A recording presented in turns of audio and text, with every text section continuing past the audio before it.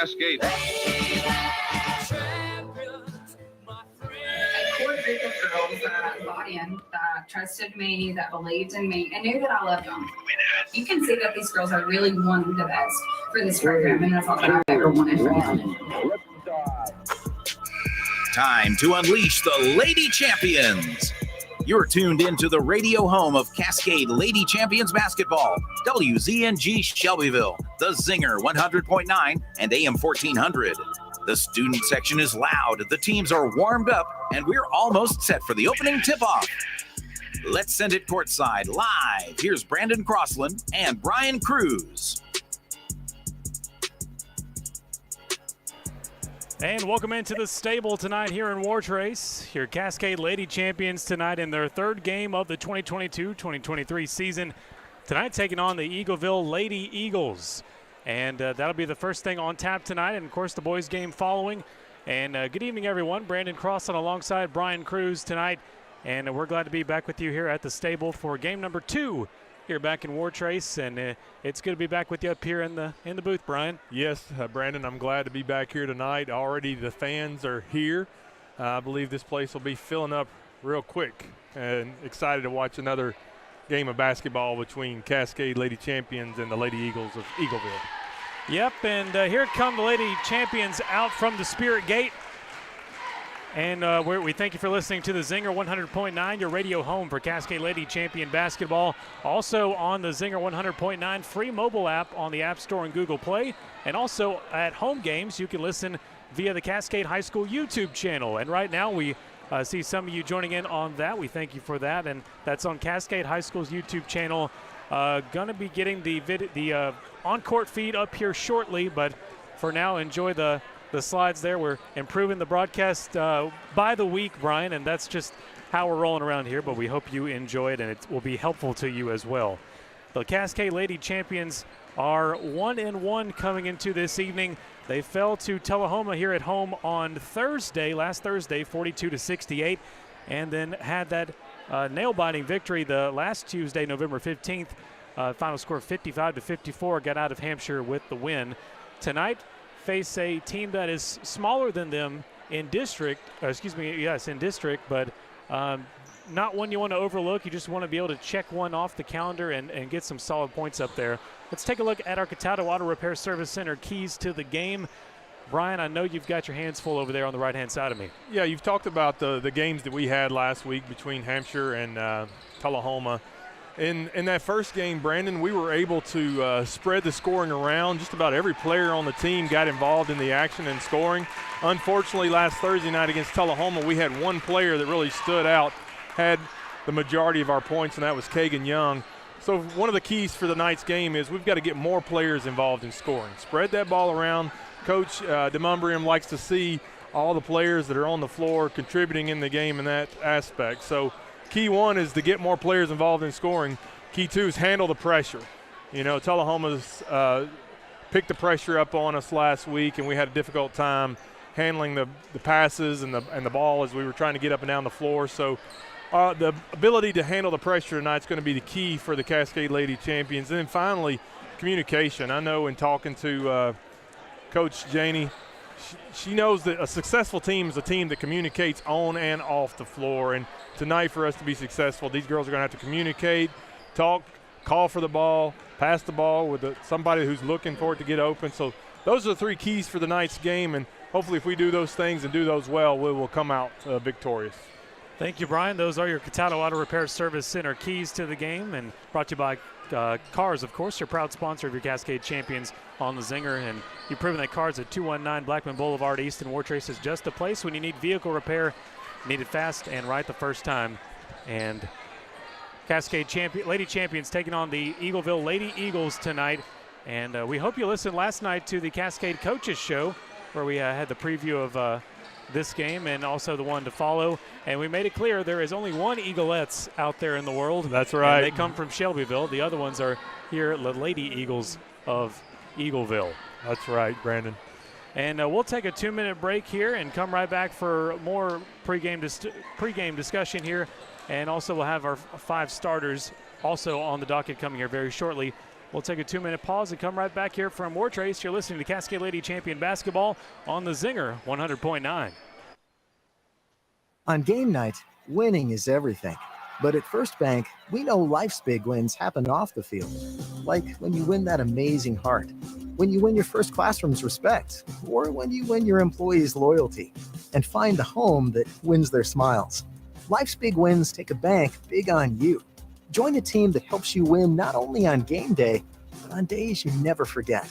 First Bank, the official bank of TSSAA. Member FDIC, Equal Housing Lender. Getting the job done right on a major construction project takes experienced professionals, the kind you will find when you call Curl Construction and Excavating LLC. Like your Cascade basketball squads, Curl hits the ground running while working to get the job done and beating the clock to meet your project deadline. Serving Middle Tennessee's construction and excavation needs for 25 years and still building. Make your project a slam dunk with Curl Construction and Excavating LLC. Call 931-389-6996. CurlConstruction.com. Dig deep and plow, Champion Nation. Cataldo Auto Repair Service Center in War Trace is thankful for your loyalty with us over the years. When you need vehicle repair, you need it fast and right the first time. You've proven that Cars at 219 Blackman Boulevard East in War Trace is the place to go. Thanks for trusting their services on all your vehicles time after time. Cars, an excellent alternative to any expensive dealership because their knowledge base and equipment stacks up the same, if not better, than the dealer. Thank you for relying on Cars, proud sponsor of your Cascade Champions on the Zinger. Are you planning that next big project and thinking how nice it would be if I had a dumpster right there on site? Then call DNR Dumpsters in Shelbyville. DNR Dumpsters provides quality and convenient dumpster rental service for commercial and residential applications. Roll-off dumpsters with prompt delivery, even next-day delivery and haulaway available. Call DNR Dumpsters at 931-684-1685. For more information, visit dnrdumpsters.com.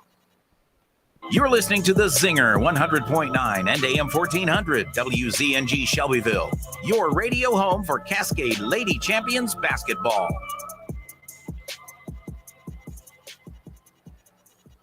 And welcome back here on the Zinger 100.9, your radio home for Cascade Lady Champion basketball. We're here from the stable for the third night of play here in this brand new year. Your Cascade Lady Champions taking on the Lady Eagles of Eagleville.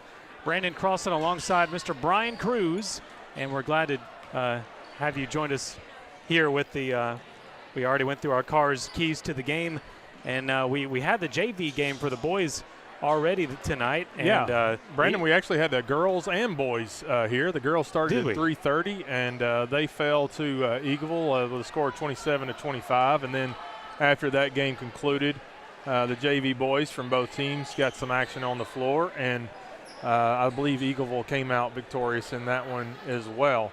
Brandon, we talked about the Cataldo keys to the game, but, here's another key that we want to consider. With the Thanksgiving holiday coming up this week, Thursday, the kids will be probably out of practice for a couple of days. So it's important to, get things going early tonight, get things going well, and to finish, successful tonight before we go into that couple of days off. I know the girls will be practicing right after the Thanksgiving holiday, and it's important for them to, get right back in the gym. But you want to end this little 3-game skid with some success before you go on that holiday break for sure. Yeah, it's a couple of days, just a couple of days, but depending on how you treat it, it can plague you better or for worse. And really good teams are ready to get back in the gym right away. And, these girls, we've seen some improvements already from them early in this season, and we know that they've got a lot of fight in them and they're not going to give up. But, this is a big, big test for them tonight against a team that they should match up with pretty well. I mean, Eagleville is a smaller school than Cascade, with a new coach and Coach DeMumbrium. We're still building a foundation here for not only – we're not looking for instant success, but we want to see our girls do the little things right and do them right all the time. And we want to, come out of this right before the holidays with just some really good wins on the floor tonight. Yeah, it's a really big story going into this season with head coach Janie DeMumbrium, first-year head coach.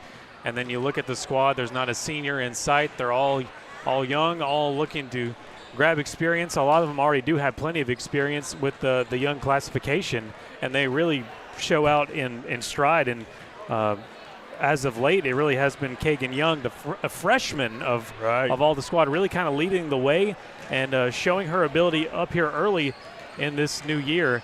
And I'm looking for others to join her as a playmaker and a leader. Really. Yeah, just so proud of Kagan Young and how she has come out early in her season.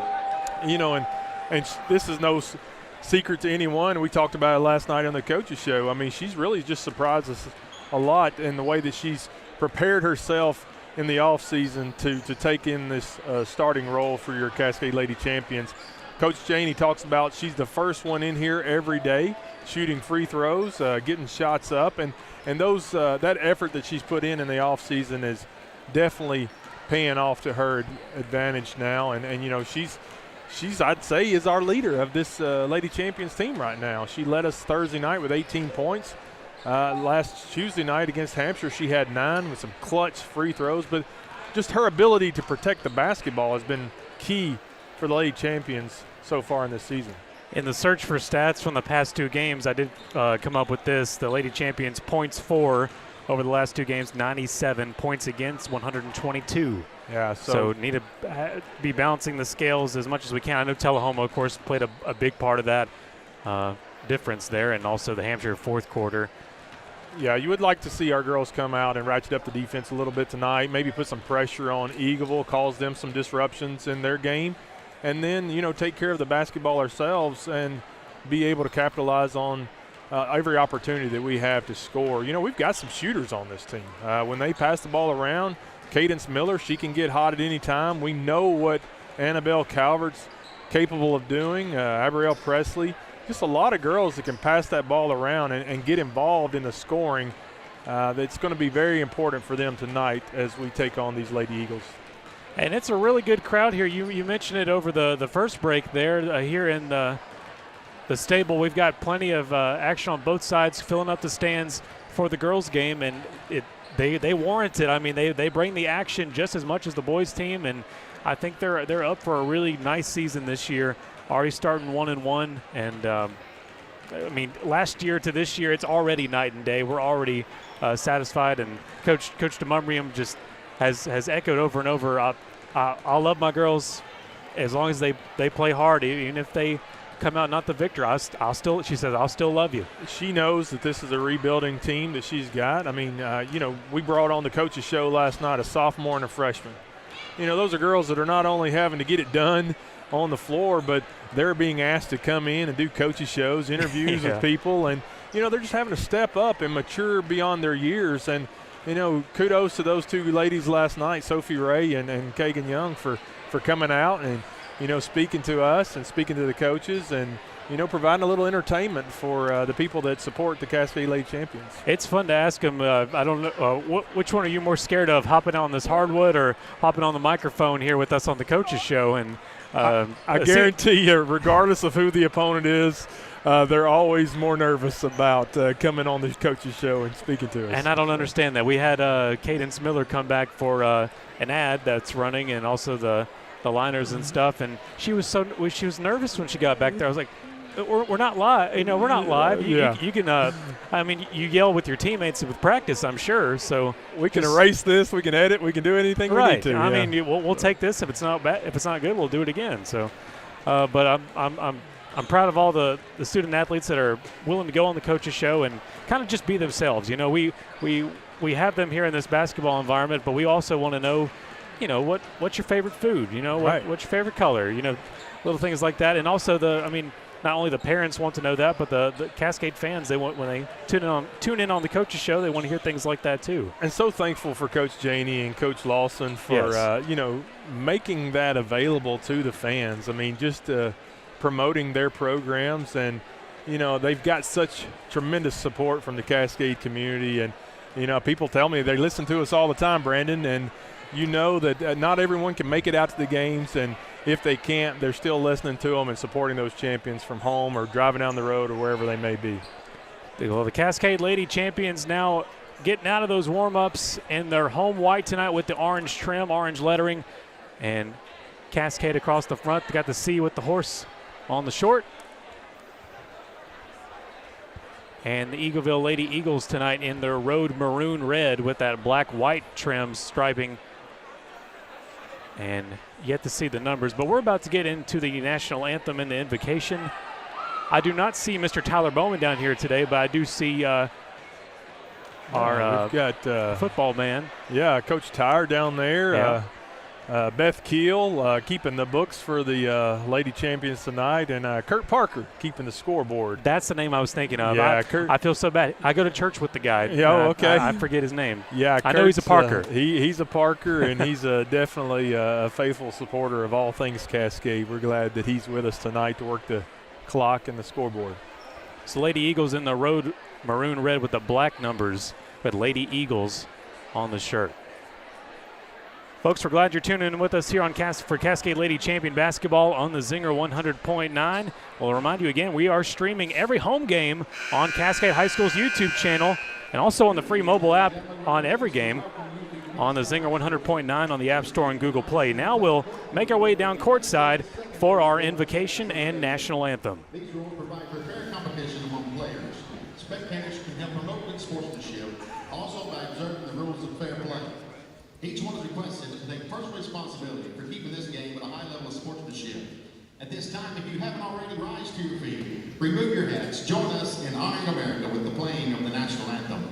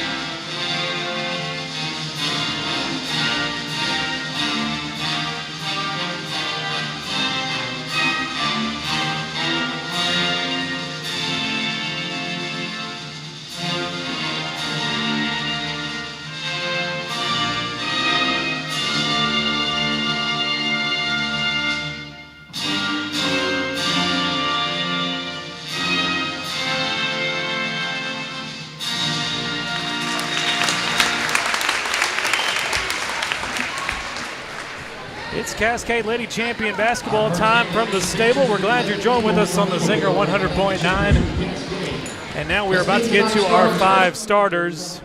And Mr. Brian Cruz, I will send it over to you, my friend. Starting for Eagleville, number 12, Isabella Sawyer. Number 15, Eliza McLaren. Number 0, Jules Weiss.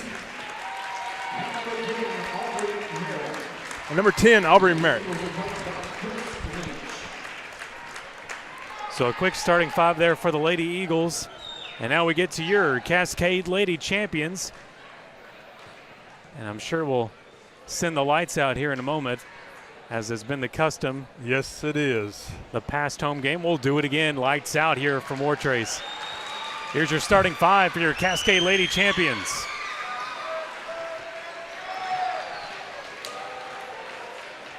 This is kind of a long intro, Brandon. They make it work. All right, your starters for Cascade.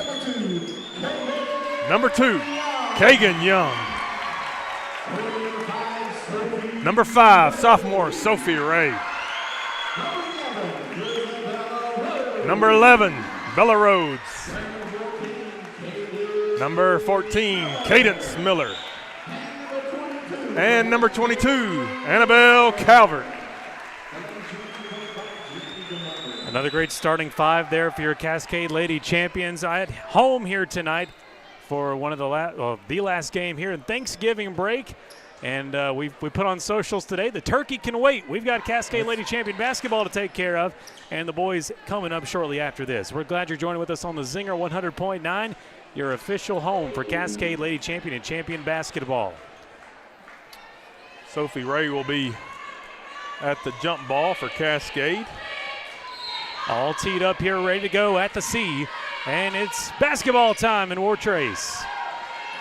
Eliza McLaren will rack things up here for the Lady Eagles. Crosses half court right there at top of the key. Hands it up high. They'll brush through the middle again, top side.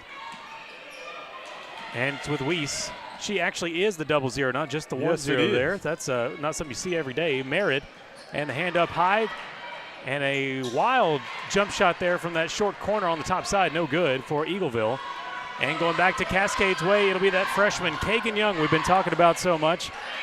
Top side, cross half court, and it'll nudge its way out of bounds on that top side. If you're watching us on YouTube, the top is bottom and the bottom is top. The left is right, the right is left. Got it? Good. Yeah, got it good. That was good, though, Brandon. That might be the phrase we have to go with. That's right. Top sideline, headed back in now for the Lady Eagles. Here comes McLaren, and she'll start her move here, creeping down the low side. And now zacking her way back up towards the foul stripe. Has a wraparound action from Weiss trying to make it in through the right lane. Won't get it to go, and now there's a foul. Yeah, the foul is going to be called on 0-0. On Jules Weiss. Jules Weiss, the first foul of the game. Looks like Eagleville is going to be coming out in a full court press. Miller inbounds it to Young. Kagan appears to be able to handle that press right now. She's across half court. Bounce pass her way up there into the hands of Sophia Ray. Top of the key now down low. She finds her way down there to the bottom post. In there for two. Sophomore Sophie Ray puts up the first points on the board tonight. 2-0 Lady Champions. Cascade coming out with their own pressure early in this game. And nudged off there on the scorers table on the bottom side. Be checked in here for the Lady Eagles, and it'll be Aubrey Merritt checking you back in. She'll chest pass out to McLaren. Top of the key, pulling back towards the half court. Now driving in, right lane, goes for the jumper there from the 12. Off the mark, goes back to the Lady Champions. Here get into the hands of Ray. Back to Young. 6 minutes and 27 remain in the first quarter. 2-0 Lady Champions. On the bottom side, in the perimeter. Now over to Ray. She'll hold on to it, looks around, starts her dribble, heads down low, hands it to Young. Young back to Ray. Can't get anything to work. Loose the ball there in the right lane. Does Ray. And this will be going back to Eagleville. Cascade still in the full court press here. Running a 2-2-1. Sawyer. Lady Eagles still on the wrong side of the court. Now they get over there. And it's McLaren going for the jumper there inside the paint. Off the mark, hands back to Young for the Lady Champions. Good rebound there by Kagan Young. The bounce pass down low to Calvert. Calvert runs away with it down low to Ray. Top of the key with Rhodes up high to Calvert. Now on that top post there with Ray. Tries to get magic on the top side, doesn't work, goes back to Eagleville. Got to get out on her. We got a shooter out there. Merritt for three. Right there from the tip. No good. Now down low for the rebound by Warburton. Missed opportunity and now out of bounds on the top side. Basketball is going to be coming back to Cascade here. Bella Rhodes will be bringing the ball in for Cascade. Eagleville now backs up. Rhodes with the inbound to Kagan Young. Crossing the timeline. Bounce pass. Up to Ray. Ray looks for options. Finds Miller, top of the key. Now down low to Young again. Holds on to her dribble. The short bounce pass to Calvert. Calvert pivots, hands back to Young. Almost stolen away and rolled out of bounds at the half court. We talked about one of the keys to games being able to take care of the basketball. And we just got to make sharp, crisp passes and get to the ball, Brandon. Little loose possession there. What you're talking about there, Brian, just I like that crisp word. It needs to be very crisp. Calvert holds on to it, hands it up high to Sophie Ray.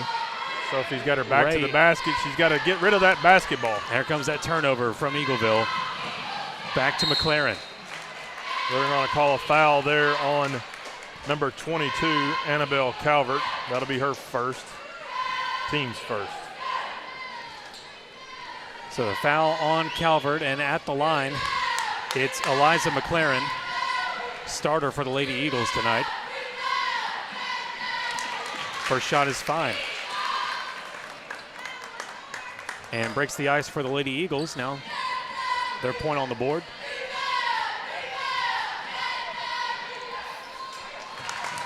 McLaren hits the second. So with 4 minutes and 43 remaining in the first, they were tied up at 2. And batted out there from Claver. Got to protect the basketball here. Eagleville's coming back out again in a full court press. Kagan Young will hand it out from the bottom baseline. That's how you beat the press, by passing the ball. Very nice. Travel. Call the travel call on Kagan. Well, a great turnover. technique before then.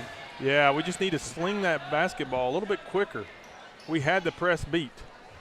Don't pick up your dribble. Be patient. They had wrapped it around all the way over to Miller. She was about to cross the timeline. Now it's inbounded in from the Lady Eagles again. The top side jumper, it's sailing way over the square there on the hoop. Foul this time. It's going to be called on number 11, Bella Rhodes. That's her first, team second. So a foul for Bella Rhodes, foul for Annabelle Calvert. At the line now for Eagleville, it'll be Isabella Sawyer. First shot made it.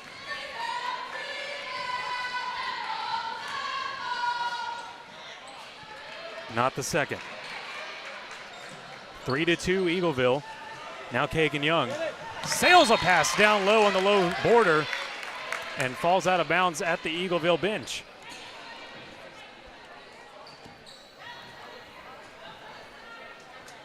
Calvert will inbound it from the bottom baseline. Out beyond half court, back to Kagan Young, the freshman. Crossing the timeline, gotta be careful there with the half court. It drives in on the left lane, going for her own jumper. Misses, rebounded by Rhodes in the low lane. Kagan Young going up in this foul there. She'll be going to the line to shoot 2. This time the foul is going to be called on number 12. Kagan Young to the Garrison Valley Farms free throw line for the first time tonight for the Lady Champions. First shot rolls around in the hoop, good.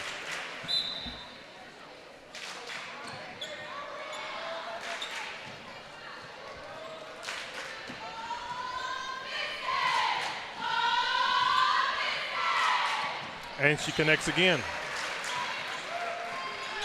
Perfect there for Young. Makes it 4-3 Lady Champions. 4 minutes and 7 remain in the first. Shelby Mooneyham now takes it, now down low, back up to the, that was a big passing commotion there from Mooneyham to Sawyer, then on the top side bucket, not able to get it to work. Cascade's trying to bait Eagleville into making that long pass. They did. Isabella Rhodes was right into position. She just couldn't hold on to that basketball. Top baseline, Eagleville tried to check it back in, then another foul called on Cascade. Foul is going to be called on number 2, Kagan Young. First foul for Young at the line, it's Brinley Bain. First shot in there, Eagleville now 4 for 5 at the free throw line. She'll hit her second. So now 5-4, Eagleville with that 1-point lead. And taking it back on the other side of the timeline, on the left side, Annabelle Calvert. Down low to Young. Young behind the arc, now hands it up high to Presley. Presley goes for 3, nuts off the back end, no good. Had a great opportunity there from Presley. Yeah, really good look Top at the 45. basket that time. They check back in with Eagleville. MC Witt to hand it out to the 15 of Eliza McLaren. She'll call out the numbers. Steady dribble, top of the key. Hands it up high to Bain. On the left wing. Hands it up high corner to number 2, Brinley Bain. Down through the right lane for the jumper by McLaren. That's good for 2. 7-4, Lady Eagles, 3 minutes and 12 remain in the first. Got to get it back over on the right side of the court here. Here's Ray and Young. All right, they're going to call the foul this time, I believe, on number 2. That's Brinley Bain. Bain with the foul, and here comes Abrielle Presley crossing half court through the middle. Slow dribble, hands it up high to Ray. Ray on the right side inside the perimeter. Bounce pass back out, can't get it to work. 3-point shot from Annabelle Calvert. Air ball's out in low corner. Falls out of bounds.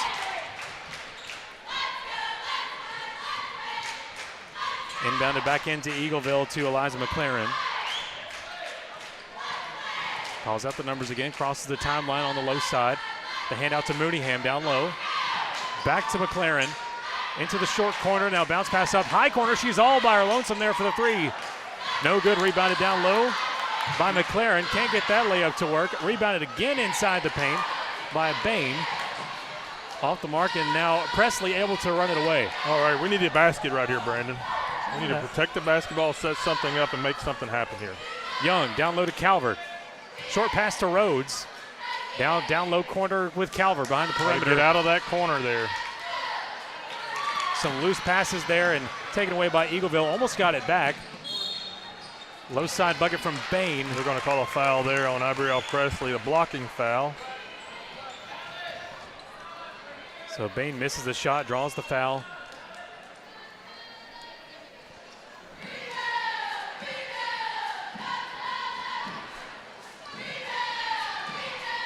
Two minutes and 4 on the clock here in the first quarter.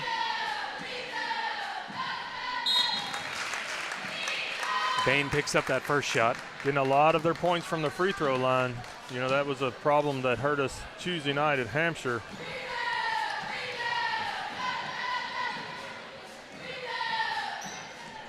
Oh, and just makes the second. It was flirting with the front edge of the rim. Now 9-4 Lady Eagles.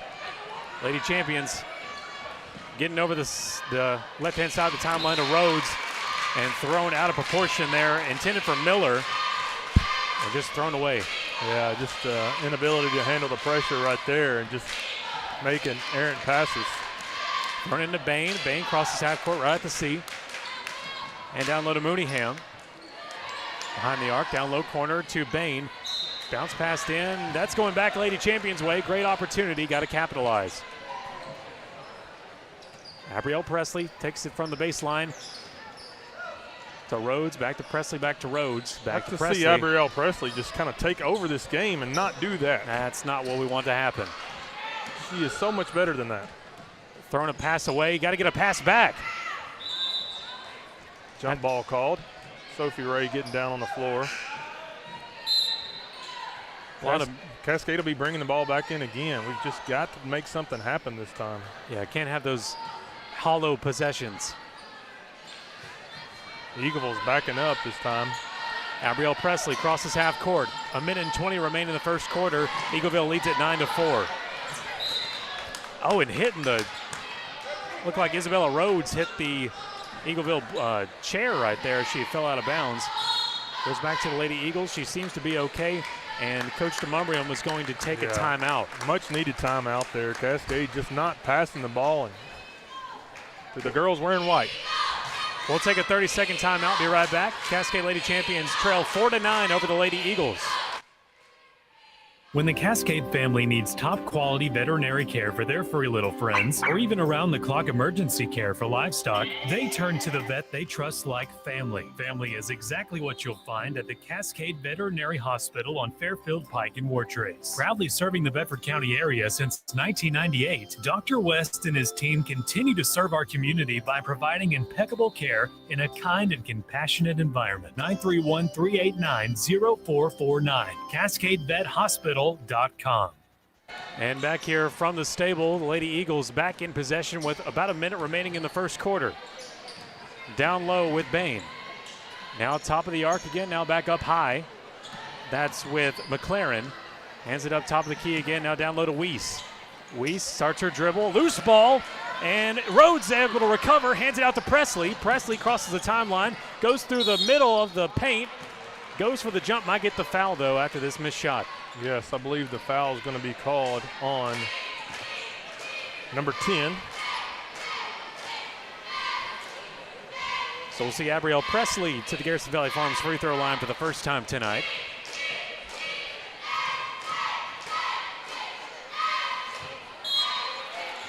She misses on the first.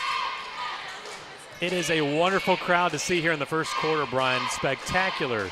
It looks like a boys' game starting up. It really is. Now, our girls need to give us something to cheer about right now. Second shot up for Presley. Good. There we go. Got to build the confidence here in this first quarter, what it's all about. Yeah, with 44 seconds left in this first quarter, we trail 9-5, but we're very much in this ball game. McLaren to Claver. Has a not looking bounce pass back to Merritt, still top of the key. Now hand up to Sawyer.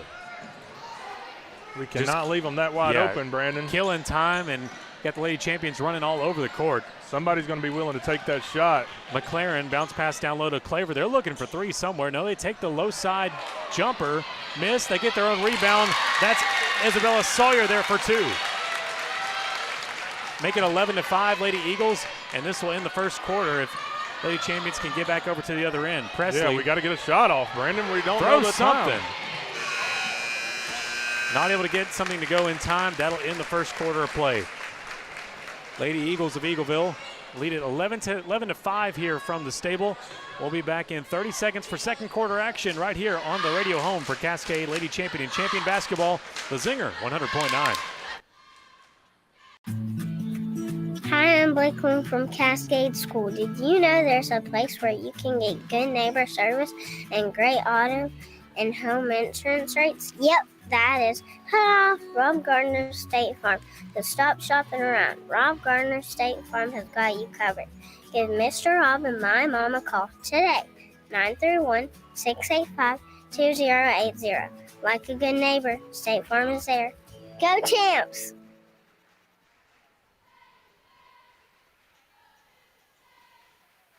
And back here to the stable on the Zinger 100.9, your radio home for Cascade Lady Champion and Champion Basketball. Your Lady Champions trail 5-11 over the visiting Lady Eagles of Eagleville. Brandon Crossan alongside Brian Cruz. And we'll have Mr. David McGee with us for the boys game as always. Coming up later tonight, but a full house here already for the Lady Champions. Got to be able to put on the show to support it though. Top side to start the second quarter. Mooneyham will inbound it. I'm sorry, Brian. Yeah, you like to see where we're at, with our defense, holding them to 11 points in that first quarter.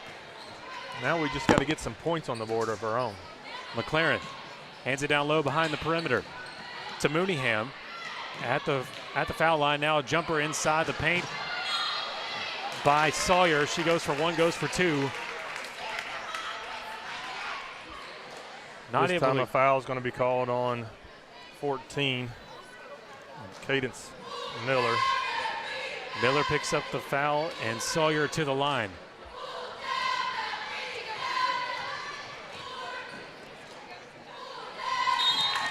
First shot good for Isabella. Susanna Cruz enters the game for the first time tonight. Second shot on the way for Sawyer. She'll hit both. 7 minutes and 43 remain in the first half now. 13-5 Eagleville. Then that low corner, it's Cruz. Has to throw it back to Eagleville. There not much to do. And a good turnover there by Young. She'll box it out and make her way over the top side of the half court. Someone's going to have to get over there and help Kagan. Struggling through. She's got to keep possession. Down low to Cruz. Cruz bounce passes right under Young, and it'll fall out of bounds behind the bucket. Girls just really need to settle down, Brandon, and play basketball. They seem nervous. Yeah, they seem very nervous. Calm the nerves. In front of this big crowd tonight. It's the Lady Eagles now with possession again to McLaren. They'll hand it down low to Mooneyham. A loose ball there, picked up top of the key, handed back up high to McLaren. She'll drive through that left lane. Alleying it through on the right side, able to get it for two. 15-5 Lady Eagles. 6 minutes and 55 remaining in the first half. Not really doing a whole lot of things right now, Brandon. Not at the moment. Miller top of the key. Few steps back. Starts her dribble. Calls for help, finds Kagan Young. Young will take her spot. Going from low to high. Don't need another turnover there. Well, we got one. Ray trying to handle it, but fell out of bounds. Back to the Lady Eagles. Isabella Sawyer to McLaren. McLaren crosses the timeline. Hands it back up high to Sawyer. Sawyer drives her way into the right-hand lane. Down low for the bucket. Mooneyham has an incorrect shot, goes back to Young. Lady Champions trying to get a good drive here, get some more points on the board. Kagan Young, down low to Calvert. Back to Cruz there, top of the key. She'll throw it high to Young. Jumper there, 3-ball from Calvert. Off the mark there from the top 45. Rebounded there down low by Young. Young drives in for the shot. Off the backboard and good for 2. Good play there by Kagan Young. Now we need to play defense, get a quick stop here, and put some more points on the board. Or a turnover if possible. Brinley Bain down low to Mooneyham. Under the paint shot. No good, taken out by Calvert. Calvert back to Young. Young looking for options. Bounce passes up to Cadence Miller. Miller to Cruz. Cruz, quick bullet pass up to Young. Young on the elbow. Good, top elbow. Kagan Young is showing up again, Brandon. I tell you, there's not much she can't do these first 2 games, and she's showing it here as well. Back to McLaren. Down low to Mooneyham. And a faulty pass there from Eagleville. They haven't been showing that tonight so far. Yes. Now's an opportunity for Cascade to start settling down. Eagleville's going to call a timeout of their own. Now they're wondering what the heck's going wrong on their side, so we'll get a chance to breathe as well. 15-9, Eagleville leads it in the second quarter. We'll be back in 30 seconds. This is the season when not just our head, but our heart's in the game. A time when our town starts to feel more like our team. At First Bank, we're community superfans. We don't wear uniforms, but we all wear our heart for community on our sleeve. That means we're not just in the bleachers Friday nights. We're in your corner 24/7, cheering your goals even louder. Don't just get a bank, get a team. First Bank. Bank local, get more. Member FDIC. And back here from the stable, the Eagleville Lady Eagle fans are on their feet on our side. They've really brought a big crowd tonight, Brandon. They did. Not too bad of a trip here from Eagleville, of course, just Rutherford County. And we're in the second quarter of play here for your Lady Champions, trailing 9-15 over the Lady Eagles tonight here from home. 5 minutes and 10 remaining in the first half. We have Young standing there at the C, hands it up high to Calvert. Top corner with Cruz behind the arc. And the pass into Ray. Now down low, 3-ball coming from Annabelle Calvert. I believe. Might have been inside the arc. Yeah, she was inside the arc. Barely noticed it.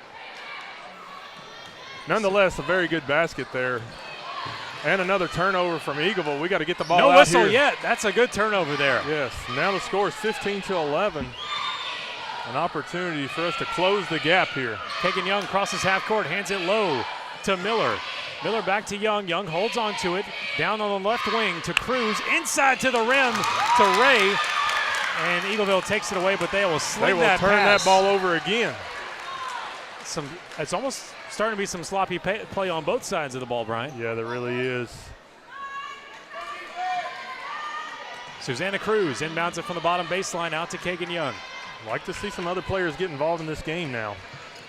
Right through the middle, crosses half. Starts her drive down low to Miller. Miller will hold on to it, hand it up to Cruz, top of the key. Cruz back up to Calvert on the top 45. She'll throw it overhead to Ray. Now back up to Cruz. She'll try for another 3-ball. Top corner. Off the mark. Can anyone get the rebound? Young can't grab it. It goes back to Eagleville to Sawyer. Sawyer gets knocked out of the way as she goes for that bottom shot. Yeah, the foul's going to be called on number 22, Annabelle Calvert. I suppose that's her second of the night. And number 2, Brinley Bain, will be going to the line to shoot 2. She misses the first. Incoming for Cascade, it'll be Abrielle Presley, and back to the sideline will be Annabelle Calvert after that foul. She connects on this one. Top side, Kagan Young will inbound it back in.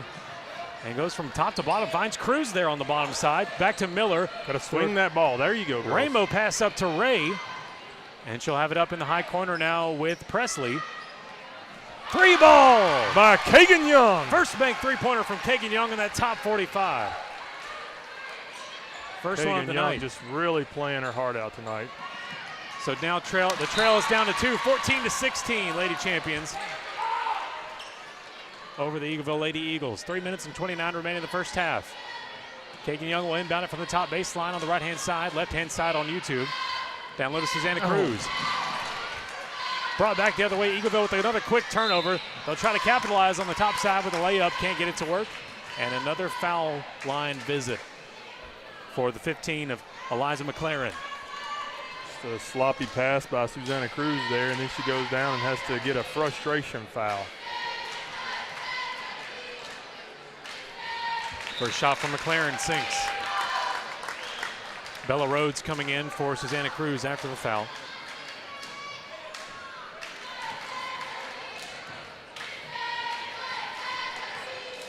Second shot on the way for McLaren, and we'll hit both. 18-14, Lady Eagles. 3 minutes and 19 remain in the first half. Kagan Young, hands down low to Sophia Ray. Get it across the half court, and another turnover for the Lady Eagles. McLaren finds another way on the bottom side. 20-14, Eagleville. Down low, Sophia Ray. That pass has not worked all night, Brandon. Popped I don't know why we middle. would think it would work right now. They're just playing us like a broken record at this point. We got to take another timeout. Have to. Yeah, we cut the lead within 2, and now we're down 22-14 with 2 minutes and 49 seconds left in this second. Lady Champions trail 14-22. We'll be right back in 30 on the Zinger 100.9.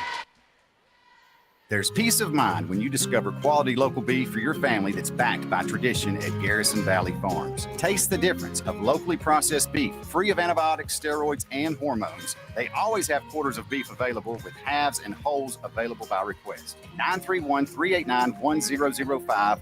Open Monday through Friday, 8 to 4, and Saturdays from 9 to 12. Fill your freezer with quality local beef backed by Bedford County tradition at Garrison Valley Farms. Proud supporter of Cascade Champions football on the Zinger. 2 minutes and 42 remain in the first half. We trail 14-22 over the Lady Eagles of Eagleville. And the top side, they're handing in to Sophia Ray for the Lady Champions possession. Down low to Cadence Miller for a three-point shot.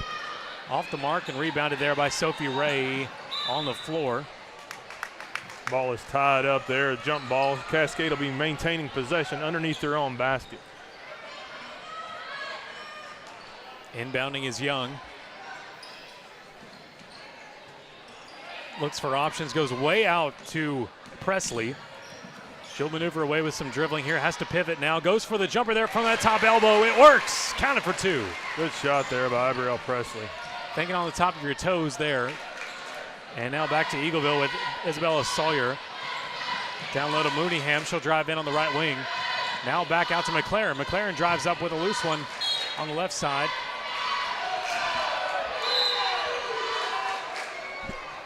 In for Cascade is Haley Gill. First time we've seen her tonight. And back to the bench, it's Sophie Ray. Sophie Ray getting a much-needed breather here. Eagleville will inbound it. McLaren looking for options on that top baseline. She'll find one there from Mooneyham. And the jumper is good. I believe that was from Sawyer. Makes it 24-16 Eagleville now as they extend their lead. 1 minute and 50 remain in the first half. Kagan Young down low across the timeline, down low to Gill. Bottom side behind the arc, some loose possession there from Cascade. Eagleville tries to snap at it. This will be inbounded by Abrielle Presley on the low sideline. She'll find Miller. Cadence Miller starts her dribble, hands it off to Young there. Young backing up now, charging forward on the right wing. A loose bounce pass intended for someone there in front of her, but ended up going back for another turnover. Brinley Bain now on the low side perimeter, now top of the key. Scrolling over to the top to McLaren. McLaren trades places. McLaren calls out the signs for Eagleville. Up high to Bain. Around the arc it goes up top. She'll drive in there for the short corner jumper. Good. Isabella Sawyer for 2. 26-16 Eagleville. Gill with a sailing pass up high to Rhodes. That works out luckily. Now to Presley. Top of the key to Presley. She holds on to it. Now down low to Young. Young looks for options. Bounce passes inside the paint. Stolen away again. Just way too many turnovers in this game for us to be successful right now. Mooneyham to Sawyer. Connect for 2. On that top post. Now back to the Lady Champions. Isabella Rhodes to Haley Gill. Down low, cross the timeline, back up to Kagan Young. This time a foul is going to be called on Eagleville's number 15. Susanna Cruz coming back into the ball game in for Haley Gill. I'm sorry, nope. Bella Rhodes, rather. Presley checks it in from the bottom sideline. Out to Young. Young, short corner, hands it into Gill. Gill inside the paint, struggling for a bucket. Whistle called. All right, foul's going to be called on number 14. Cascade will be inbounding the ball underneath their own basket. Got to make something happen here, Brandon. Fast break here from Presley, looking out to Cascade. Another turnover here for the Eagles, Lady Eagles. Wow, another foul called this time. Young tried to hold on there, try to keep it in bounds. Foul's called on number 12, Isabella Sawyer. I believe Cascade will be coming down to shoot 1-and-1. Kagan Young at the line for the Lady Champions. Got to connect on these free throws. Kagan Young back to the Garrison Valley Farms free throw line. Haven't been there too much tonight for Cascade, but back once again. First shot good there.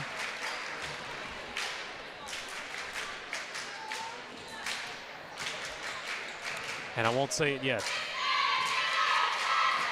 Perfect so far. Yes, she at is. The Garrison Valley Farms free throw line for all the Lady Champions. 28-18 is the Lady Eagles lead with 16 seconds remaining in the first half. McLaren crosses half court. Walks up high. Down top of the key, now down low to Weiss. Weiss back up to the middle. And driving in through the left lane inside the paint. They'll wrestle for it there under the bucket. The possession there is still going to Eagleville. We'd like to get a good stop here with 3 seconds left in this first half. Low side, McLaren will inbound it from that baseline. Down low, jump shot from Bain under the bucket, no good. And that'll end the first half of play. Lady Champions trail 18-28 over the Lady Eagles of Eagleville. And we'll come back here to the halftime report built by Curl Construction and Excavating LLC. Should be hearing from Coach Chris Lawson at any point. And we'll also have some halftime things to look at. You're listening to the Cascade Lady Champions basketball here on the Zinger 100.9. Halftime report built by Curl Construction coming up in 2 minutes. Taldo Auto Repair Service Center in Wartrace is thankful for your loyalty with us over the years. When you need vehicle repair, you need it fast and right the first time. You've proven that cars at 219 Blackman Boulevard East in Wartrace is the place to go. Thanks for trusting their services on all your vehicles time after time. Cars, an excellent alternative to any expensive dealership because their knowledge base and equipment stacks up the same, if not better, than the dealer. Thank you for relying on Cars, proud sponsor of your Cascade Champions on the Zinger. DNR Contractors is your local home improvement expert, locally owned and operated with over 30 years experience in the remodel industry. From roofing to remodels or home additions, DNR Contractors is here to help with your next home improvement project.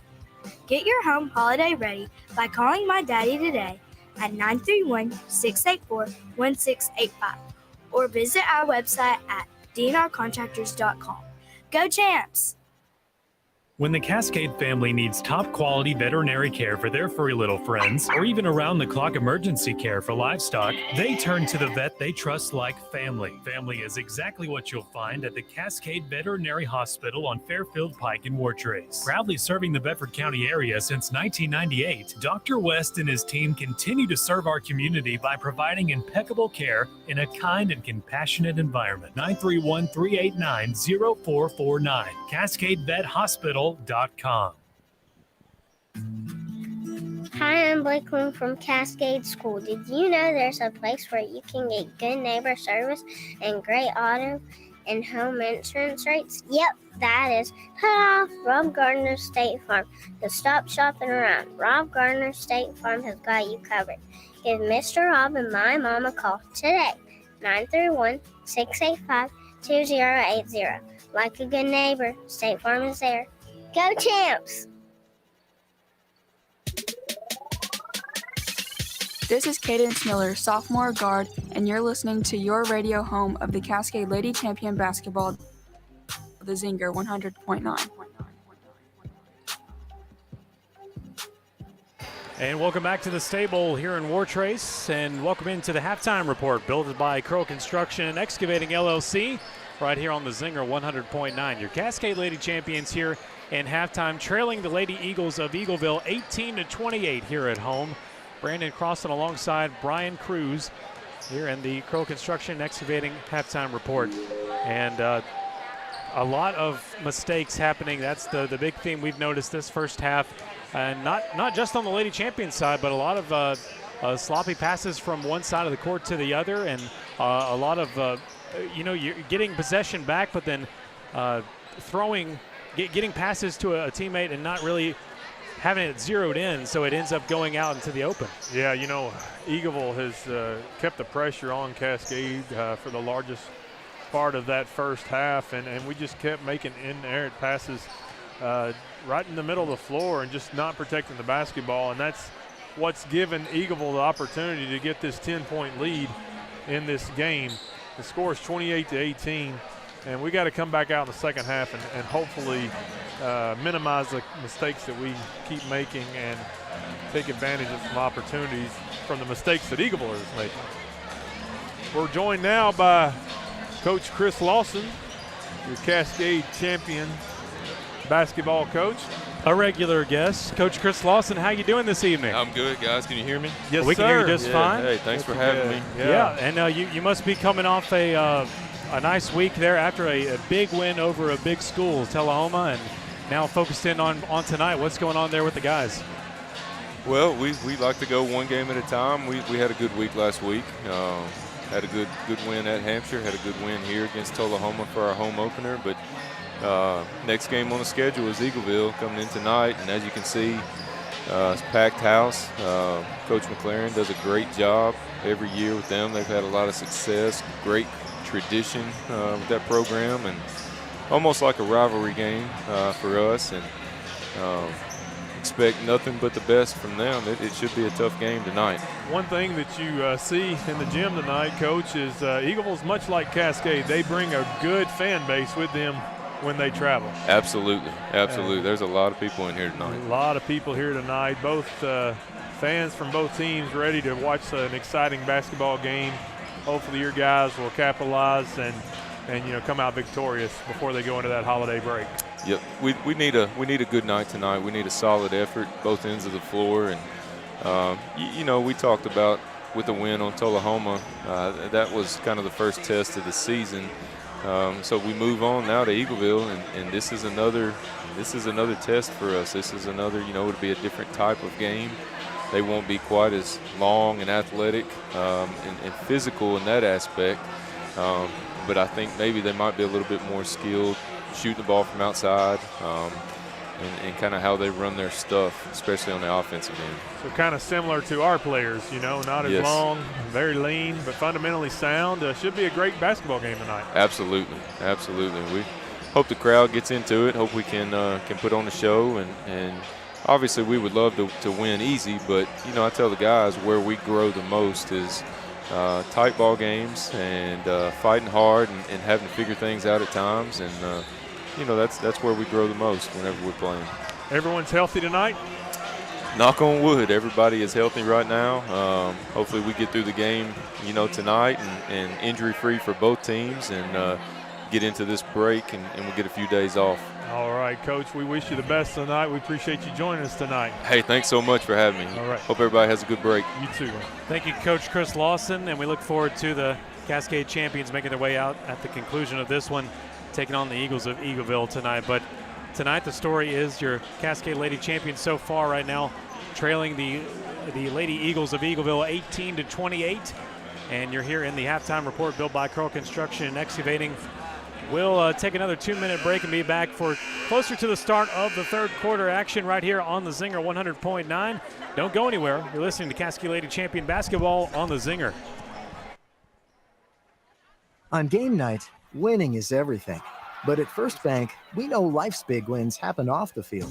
Like when you win that amazing heart, when you win your first classroom's respect, or when you win your employees' loyalty and find the home that wins their smiles.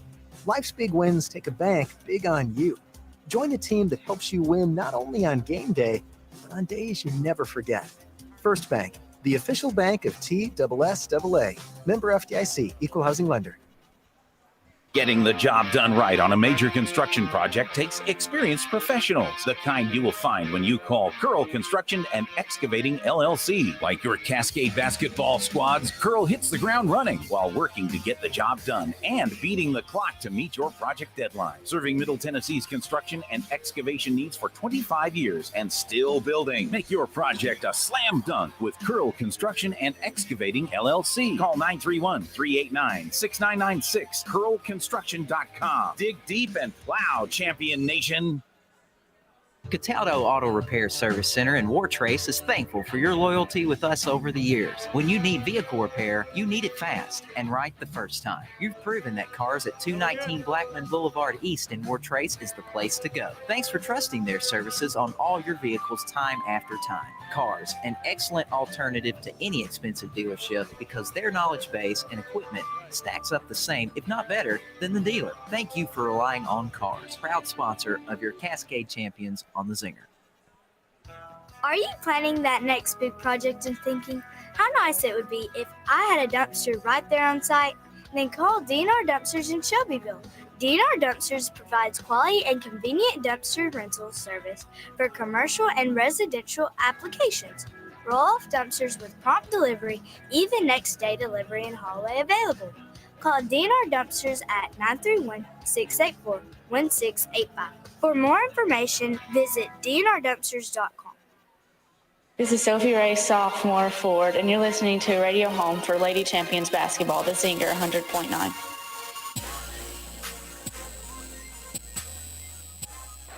You're listening to Cascade Lady Champion Basketball on the Zinger 100.9. Welcome back into the halftime report built by Curl Construction and Excavating LLC. Lady Champions trail 18-28 over the visiting Lady Eagles of Eagleville. And Mr. Brian Cruz, we've got some more halftime stats to take a look at before we get started. Yes, you know, we kind of sound like a broken record, but it's all been all Kagan Young again tonight. She's got 11 points leading the Lady Champions. 18 of their points, 11 of those come from Kagan Young. She's followed by Sophie Ray with 2, Abrielle Presley with 3, and Annabelle Calvert with 2. So only 4 players now getting any points for your Lady Champions. For the Eagleville Lady Eagles, you've got Isabella Sawyer with 11, Eliza McLaren with 12, and Brinley Bain with 5. Hoping for some more structure here as we get into the second half. And Mr. David McGee just pointed out just 10-point deficit, so still a manageable affair here with the Lady Champions. We start now at second half. Kagan Young down low to Ray. Back up top of the key with Miller. And under coverage there, Young will hold on to it and hands it back down low behind the arc to Calvert. You like to see that start right there. A big three-point play. I look down, I look up. First bank three-pointer for Calvert. That's got to be her second one tonight. Yes. I think she was the one that broke the ice on that. 21-28. Lady Champions trail. Foul's going to be called on number 11, Isabella Rhodes.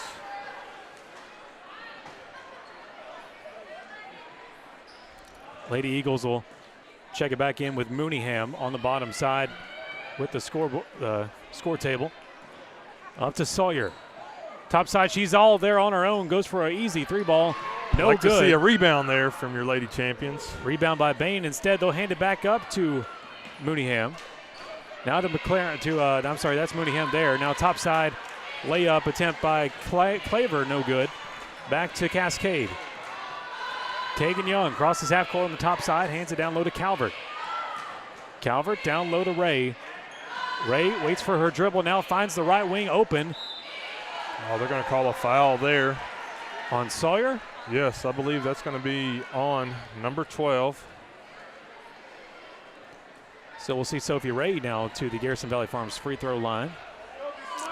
Big free throw attempts here for Sophie Ray.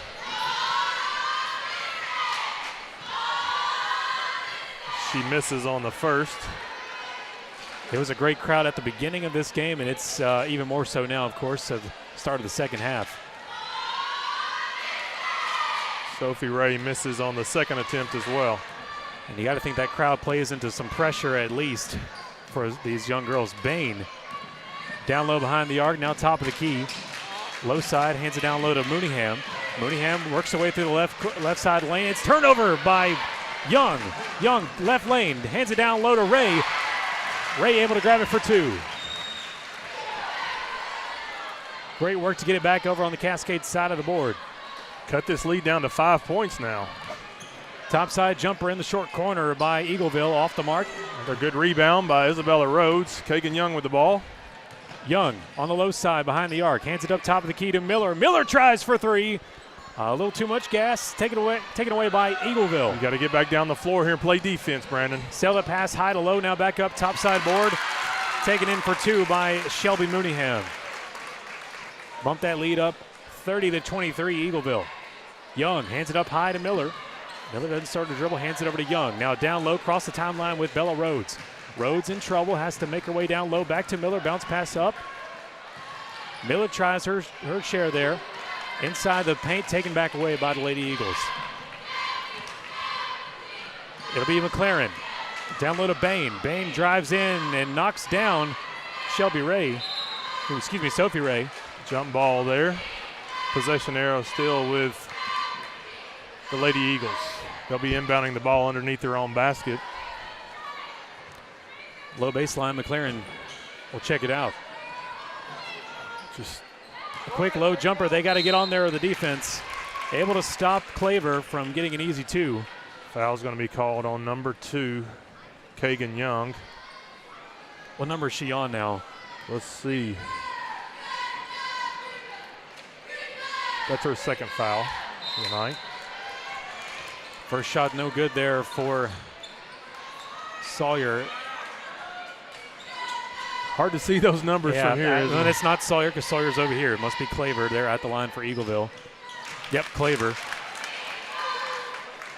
And she'll hit her second, makes it 31-23 Eagleville.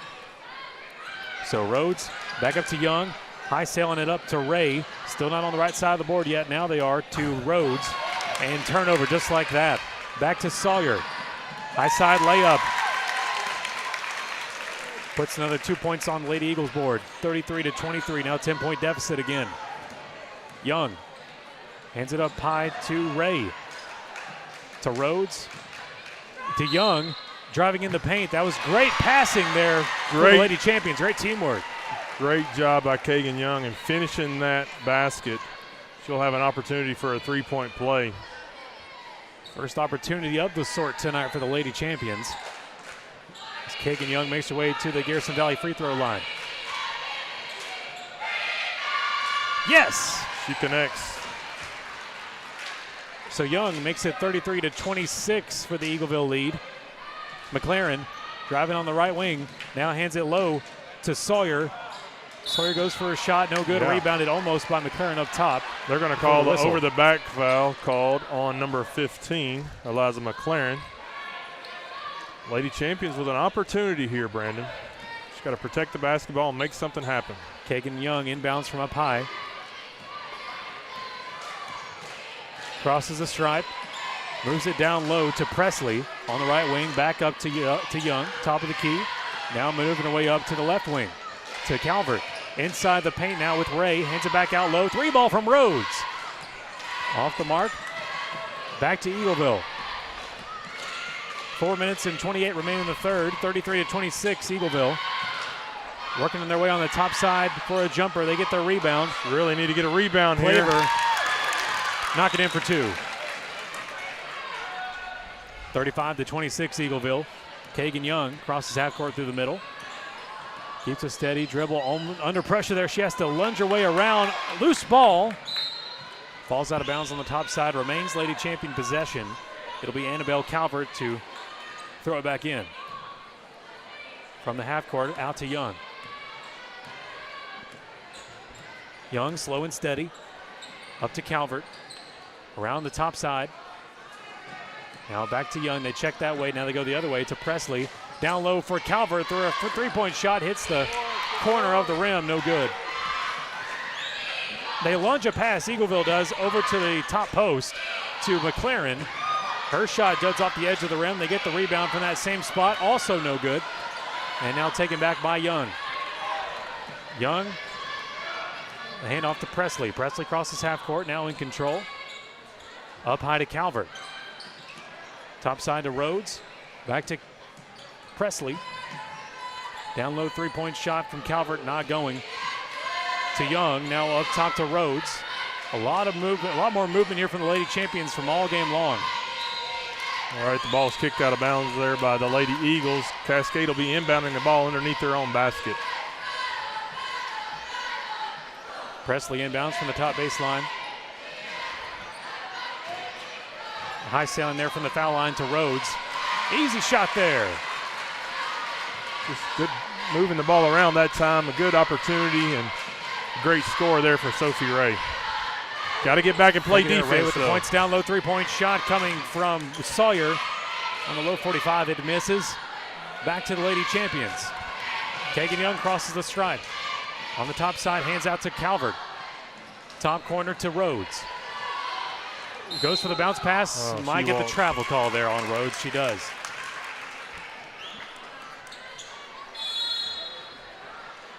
Two minutes and 40 remain in the third. 35-28, Eagleville's lead. And Coach DeMumbrium takes a timeout. We will as well. Be back in 30 seconds right here on the Zinger 100.9. When the Cascade family needs top quality veterinary care for their furry little friends, or even around the clock emergency care for livestock, they turn to the vet they trust like family. Family is exactly what you'll find at the Cascade Veterinary Hospital on Fairfield Pike in Wartrace. Proudly serving the Bedford County area since 1998, Dr. West and his team continue to serve our community by providing impeccable care in a kind and compassionate environment. 931-389-0449. Cascade Vet Hospital. Our boys are here. And back here on the Zinger 100.9, third quarter action, 2 minutes and 40 remain. 35-28 is Eagleville's lead over the Lady Champions. And Brian, we got to get some movement going. Yeah. We've had a pretty good third quarter here. Mooneyham hands it down low, short corner. Back to Mooneyham, top of the arc. Driving down the left lane, gets the jumper, good. 37-28 for Eagleville. 2 minutes and 12 remain in the third quarter. Now Kagan Young crosses half court, down low, hands it off to Presley. Presley inside the low post there. A wraparound shot from Rhodes, that goes for two. Great work there from the sophomore. Yes, Bella Rhodes connects. And she'll get the rest there. Out comes Susanna Cruz back in the ball game. Kagan Young's out of the game. Hopefully she'll get her a quick water break and get right back in this game. I imagine that's a big trade there for the fourth quarter, so they'll be all rested up. Yes. Mooneyham will inbound it from this top baseline. Really like to see someone else from Cascade to contribute in this ball game now. Trailing 37-30. McLaren calls out the signs, hands it down low to Bain. Bain back to McLaren. Down low with Bain below the arc there. Taken out by Abrielle Presley. She was in the right place, right time. Crosses half court, down low to Miller. Cadence Miller starts her dribble. The bounce pass to the foul line there to Ray. Ray starts her dribble on the low elbow, down low to Cruz. Cruz tries for three. That air ball is on the left-hand side. Stays inbounds, though, for Cascade to Sophie Ray. Eagleville able to get the turnover on that short top corner. Some acrobatics there from McLaren. We're going to call a foul there on number 5, Sophie Ray.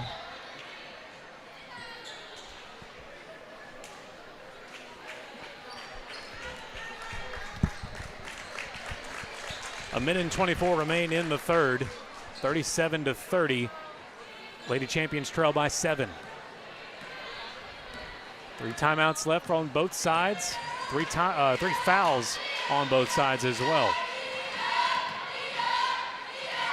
Movement inside the paint. It's Cruz able to box it out and recover with the turnover. Hands it out to Abrielle Presley. Across the half court, steady dribble. Now a minute remain in the third. Going to be able to hand it off here to Calvert. No, she'll think better of it. Now down low to Calvert below the arc. Back up to Presley. Killing time here as the end of the quarter approaches. Up to Ray. Miller, top of the key. Quick pass down low to Presley. Presley looks for options. Someone got to get open. Presley diving her way into the short corner. Goes for the jumper. And just short there of the bucket. 30 seconds remain in the third. A quick turnaround here for Eagleville. Able to dive for it is Presley. Jump ball there, possession error coming back to Cascade with an opportunity with 24.3 seconds left in this third. Cut down on the lead here. Wait a minute.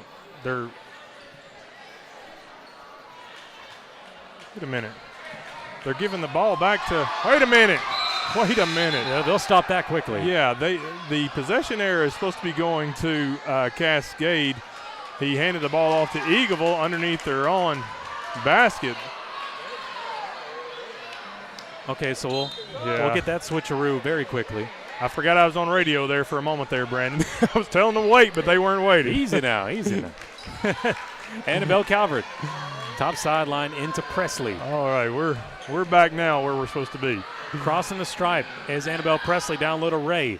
At the bottom 45, she'll hold on to it. Hands it out to Cadence Miller. Miller up to Presley. They'll put it in the left lane for the shot. Good!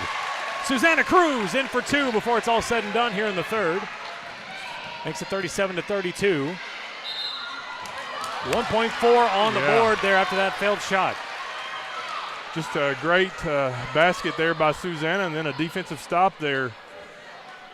1.4 seconds left. This game is 37-32. Susanna Cruz hands it out. They'll baseball throw it to end the third. 37-32 is Eagleville's lead here at the end of the third. We got one more quarter of play here, and the boys' action coming up here shortly right here on the Zinger 100.9. We'll be back in 30 seconds. Hi, I'm Blake Moon from Cascade School. Did you know there's a place where you can get good neighbor service and great auto and home insurance rates? Yep, that is Rob Gardner State Farm.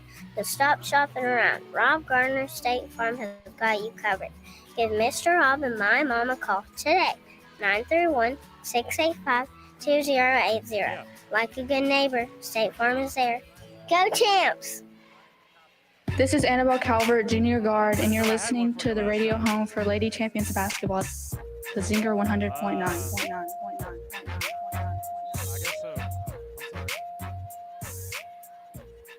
Back here on the Zinger 100.9, your Lady Champions trail 32-37 over the Eagleville Eagles. Lady Eagles, excuse me. Yeah, Brandon, we cut that lead from after the first half. They had a 10-point lead. We cut it to 5. Going in this fourth quarter, you really like where we're at right now. If we can just take care of the basketball and play some good basketball here. Sawyer will hand it back up to McLaren. Looking for room now, top of the key. She calls out the signs, hands it up high to Bain. Bain to Sawyer. Back up to Bain. She'll try for 3 right there from top of the key. Easy 3 for Brenly Bain. Puts him up to the 40 mark, 40-32, Eagleville. Big shot there by Brenly Bain. Abrielle Presley up top to Sophie Ray. See if we can answer here. Miller. Down low to Presley. Got to have some sort of answer here. Can it come from Miller? Off the mark there. Straight on, though. And Cruz there for the rebound. Hustle. It's not over yet. Yes. Sophie Ray up with the shot and then fouled. Just a hustle play there, and Sophie Ray able to get that ball and take it up for a shot. She'll be going to line to shoot 2. I missed who they called that foul on there, Brandon. I did as well. Okay, number 2, Brinley Bain. Okay. Sophie Ray got to connect on free these. throw line. First shot, no good.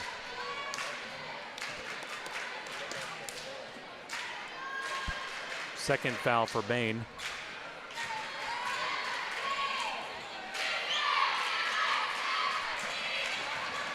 She connects, Sophie Ray. 40-33, Eagleville with their lead. 7 minutes remaining in the ball game. A slow dribble crossing the timeline now for Eagleville. Down low to Mooneyham. Eagleville very content with slowing this game down. Yes, they are. 3-point shot from Bain up top, no good. They get the rebound under the bucket. Have to hand it back out down low to McLaren. She'll drive in on the left corner. Missed. Young able to recover. They're going to call a hand check this time on Eagleville. It's number 15. Eliza McLaren. Cascade Lady Champions will be inbounding the ball. Presley out to Young. Crossing half court, now up to Calvert. Calvert to Ray, she'll hold on to it. Tries to find an avenue, finds Presley. Presley low lob pass. Intended for Cruz, I believe. Yeah, into coverage though, not going to work.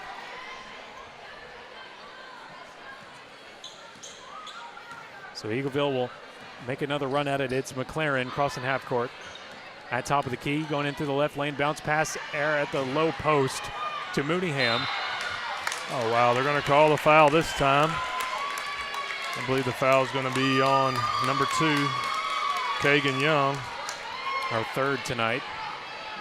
Eagle fans happy with that foul. Shelby Mooneyham to the charity stripe. She misses on the first attempt.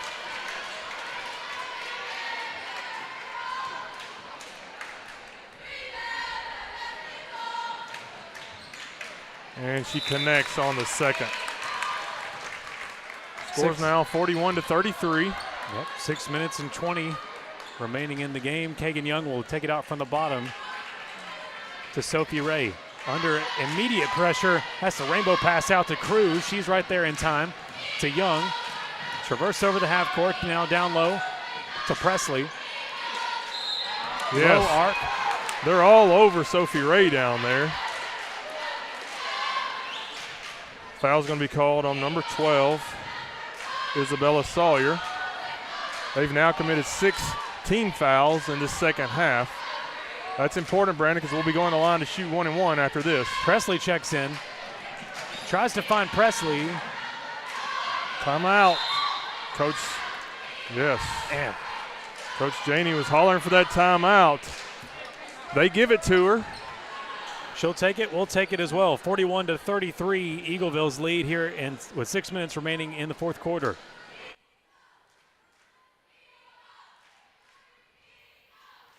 This is the season when not just our head, but our heart's in the game. A time when our town starts to feel more like our team. At First Bank, we're community superfans. We don't wear uniforms, but we all wear our heart for community on our sleeve. That means we're not just in the bleachers Friday nights. We're in your corner 24/7, cheering your goals even louder. Don't just get a bank, get a team. First Bank. Bank local, get more. Member FDIC. And back from the stable, 6 minutes remain in the ball game, 41-33 for Eagleville. Lady Champions trying to come back here in the late game. Annabelle Calvert will check it in for the Lady Champions on the low sideline. On the floor for Cascade is Annabelle Calvert, Kagan Young, Abrielle Presley, Sophie Ray, and Susanna Cruz. Young up to Presley. 3-point shot from that top key, no good. Nobody there to rebound for Cascade that time. Brinley Bain takes it back quickly through the left lane, hands it up high to McLaren. McLaren tries for 2, misses the shot, and gets fouled. Another foul from Kagan Young. I believe that's going to be her 4th foul, Brandon. Number 4. Yeah, just somebody we can't have out of this game. Absolutely not. In the danger zone, we got 6 minutes left to play.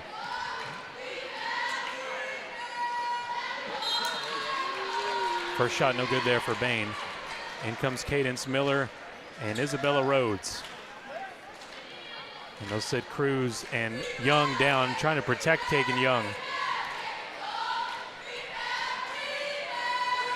Second shot for McLaren is good. And I've downloaded Taylor. Excuse me, that's Presley. Up to Calvert. Calvert to Rhodes. On the top side, back to Calvert. They're in a heap of trouble there. Eagleville able to get the turnover once more. McLaren takes command on the top side behind the arc. Hands it back top of the key to Sawyer. Back to McLaren. They'll slow things down again. Eagleville's very content with just slowing this game down now. They have some players of their own that's in foul trouble. And they do well at it. Claver. Low side, they get it down to McLaren. She'll drive in inside the paint, goes for the easy jumper, misses. Gotta have a rebound there. Gotta have a rebound there if you're Cascade. You get what you want. You get in front of the basketball player, stop her. She misses the shot, but you just don't get the rebound. So McLaren back to the foul line, and that'll be Cadence Miller with the foul, her second.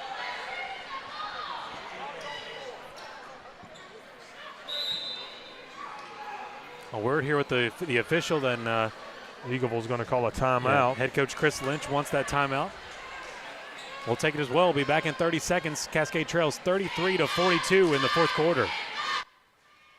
There's peace of mind when you discover quality local beef for your family that's backed by tradition at Garrison Valley Farms. Taste the difference of locally processed beef, free of antibiotics, steroids, and hormones. They always have quarters of beef available with halves and wholes available by request. 931-389-1005. Open Monday through Friday, 8 to 4, and Saturdays from 9 to 12. Fill your freezer with quality local beef backed by Bedford County tradition at Garrison Valley Farms. Proud supporter of Cascade Champions football on the Zinger.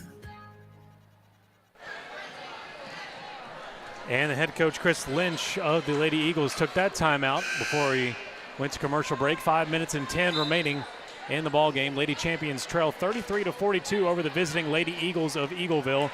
Next contest after Thanksgiving will be November 28th on Monday at Rockvale. Fairly still a new high school. We check back in here. 5 minutes remaining in the ball game. Here comes Bella Rhodes handing out to Presley. Crosses the half court, down low to Miller. Miller to Rhodes, top of the key. Back to Presley. Down low, inside short corner with Ray. Ray goes for the jumper on the bucket. It's good. Good shot there by Sophie Ray. 42-35 Eagleville. And Eliza McLaren makes another run at it. A walk across the half court.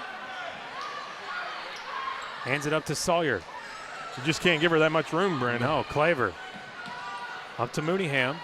They're trading spaces here. Down to Bain. Top of the key. Now they go down low for the low side bucket. No good. Taken back by Rhodes. All right. You'd like to see us get down here and score another quick two or maybe even a three-point basket. Presley takes command. Hands it up to Miller. Back to Ray, top of the key. Up high to Presley. Now into the left lane with Rhodes. That's the shot you want. Three-point shot from Miller, tipped off the edge. Yes. She's had one like that similarly before in the second half, just almost there but no cigar. The ball knocked out of bounds by Eagleville. Cascade Lady Champions will have possession underneath their own basket. Calvert, top baseline, checks it out to Rhodes. Rhodes to foul. Calvert. Wow, that's a push in the back by number 12. She gets away with that one. Simple turnover taken away by Eagleville to Bain. Have a time to dribble with it. Almost getting in the middle of the pass there was Miller. Now back to Lady Champions, Rhodes. She travels. It's got to be the second travel for Rhodes tonight. Yeah, she looks like she's a little surprised. She was shocked the first time too. Yeah, but that was the right call. 42-35 Eagleville. 3 minutes and 30 remain in the ball game here from the stable. Eliza McLaren calling out the signs, has a spin on Miller. Now hands it up high to Sawyer. Sawyer drives in there on the top elbow. Under pressure there from the Lady Champions defense. They hand it down low to McLaren. McLaren back to top of the key to Sawyer. Eagle handing just up high. very content with passing that ball around. Killing time as they do. Yeah, this time they'll be going to the line to shoot 1-1 as we have now committed our 7th team foul. Foul that time was on Cadence Miller.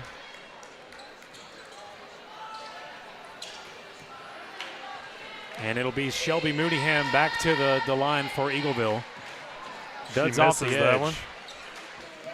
Cascade gets the rebound. Got to protect the basketball here. Rhodes also like to score. Presley sets things up for the Lady Champions. Down low to Miller. Back to Ray, top of the key. Presley inside the paint. Now back to Presley. She'll drive on the right wing. Inside for the jumper. Tips off the edge. Haven't been able to get a lot of those tonight. Got to get back here. Eagleville's got to run 3-on-2, and we commit the foul. Not a bad foul there if you're Annabelle Calvert. Too much gas on the Brindley Bain low side layup. Kagan Young's going to be coming back into this game. First shot for Bain at the line is good. And now we send back in our super weapon, Kagan Young.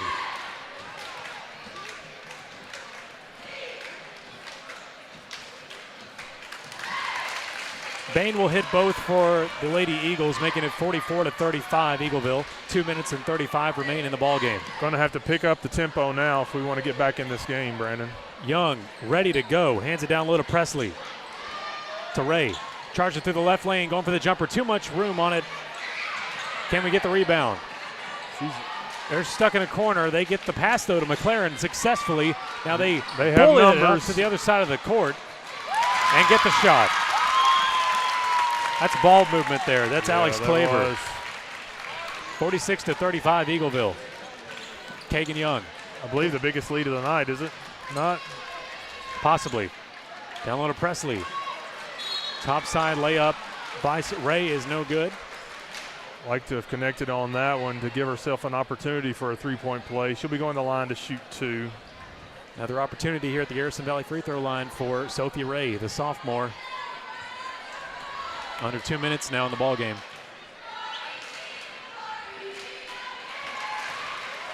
She'll sink the first.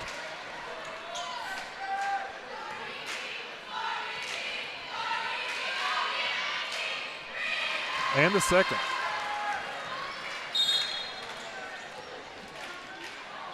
(46-37) now is the tally for the Eagleville lead.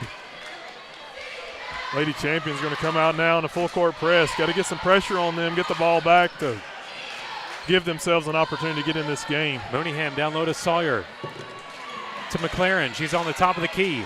Hands it back out. You got to come out on them. Coach Sawyer. Coach Janey's telling them to come out on them. McLaren but holding just on way to it. Too much time running off this clock. A minute and 40 now. DeMumbrium making the signs, please get on the players. You know, at this point in time, you may even have to foul. It's still in the 1-and-1. McLaren still with her dribble here. Got Young in defense. Too much time going off this clock. Hand up high to Sawyer. Top of the arc. Now she trades places with McLaren. Going to do the same song and dance unless we can get a steal on them. Sophie Ray working on it. Young as well. Now back to McLaren. Right there at the half court. They're bordering back and forth, top to bottom. Different players trying to make attempts at it. Sophie Ray now in the mix. I really think you have to foul, Brandon. You just give yourself an opportunity to send them to the free throw line. No one has committed a foul at this point. Now we're under a minute in this game. This game is going to wind itself down and be over with. We've already melted a minute just doing this here. Doing this, and we haven't fouled yet. Bain up to Sawyer. Sawyer holds on to it. Now 43 seconds remain. Sawyer. They keep the dribble going here. They can stay here all night. Yeah. Up to Bain. This game is going to wind down. We're going to finally commit a foul, but, you know, just too little, too late. Yeah, I don't understand that one there. You know, they were not in the double bonus. They were still in the 1-and-1. An opportunity to stop the clock, maybe get the ball back if they missed the free throws. Bella Rhodes comes in for Cadence Miller for these final 35 seconds. It'll be the Lady Eagle back at the foul line. First one is good. That's Brindley Bain again. Now 10-point deficit. Now 11. 48-37 Eagleville as we approach 30 seconds left. Kagan Young crosses the timeline, hands it down low to Annabelle Calvert. Calvert now inside the paint to Ray. Ray goes for that bottom side bucket, can't get it to connect. Still fighting if you're Sophie Ray. You like to see that. Cascade will be inbounding the ball underneath her own basket. As the kids are saying now, she's got that dog in her. Yeah. Top of the key. Down low, shot misses. Taken back by Sawyer. Crosses half court, weaves her way bottom to top. As the seconds wind down, 10 seconds remain, and McLaren is going to. We've committed a foul now. Sophie Ray will send McLaren to the line.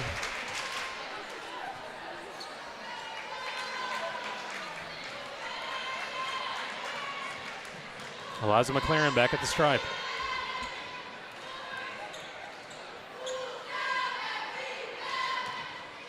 No good, goes for her own shot.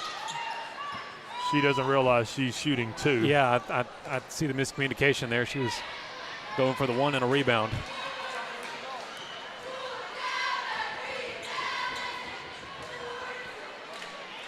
Hits her second. Last play here for the Lady Champions.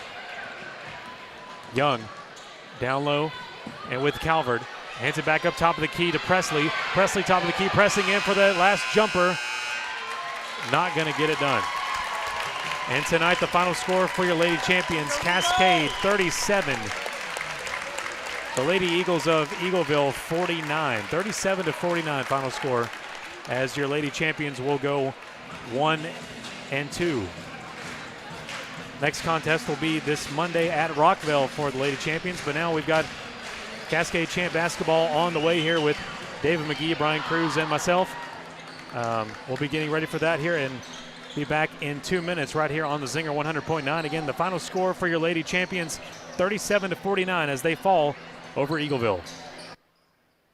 Cataldo Auto Repair Service Center in War Trace is thankful for your loyalty with us over the years. When you need vehicle repair, you need it fast and right the first time. You've proven that cars at 219 Blackman Boulevard East in War Trace is the place to go. Thanks for trusting their services on all your vehicles time after time. Cars, an excellent alternative to any expensive dealership because their knowledge base and equipment stacks up the same, if not better, than the dealer. Thank you for relying on Cars, proud sponsor of your Cascade Champions on the Zinger. DNR Contractors is your local home improvement expert, locally owned and operated with over 30 years experience in the remodel industry. From roofing to remodels or home additions, DNR Contractors is here to help with your next home improvement project. Get your home holiday ready by calling my daddy today at 931-684-1685 or visit our website at dnrcontractors.com. Go Champs! When the Cascade family needs top quality veterinary care for their furry little friends, or even around the clock emergency care for livestock, they turn to the vet they trust like family. Family is exactly what you'll find at the Cascade Veterinary Hospital on Fairfield Pike in War Trace. Proudly serving the Bedford County area since 1998, Dr. West and his team continue to serve our community by providing impeccable care in a kind and compassionate environment. 931-389-0449. CascadeVetHospital.com. Hi, I'm Blake Loon from Cascade School. Did you know there's a place where you can get good neighbor service and great auto and home insurance rates? Yep, that is Rob Gardner State Farm. So stop shopping around. Rob Gardner State Farm has got you covered. Give Mr. Rob and my mom a call today. 931-685-2080. Like a good neighbor, State Farm is there. Go Champs! This is Haley Gill, junior guard, and you're listening to your radio home for Lady Champions Basketball, the Zinger 100.9.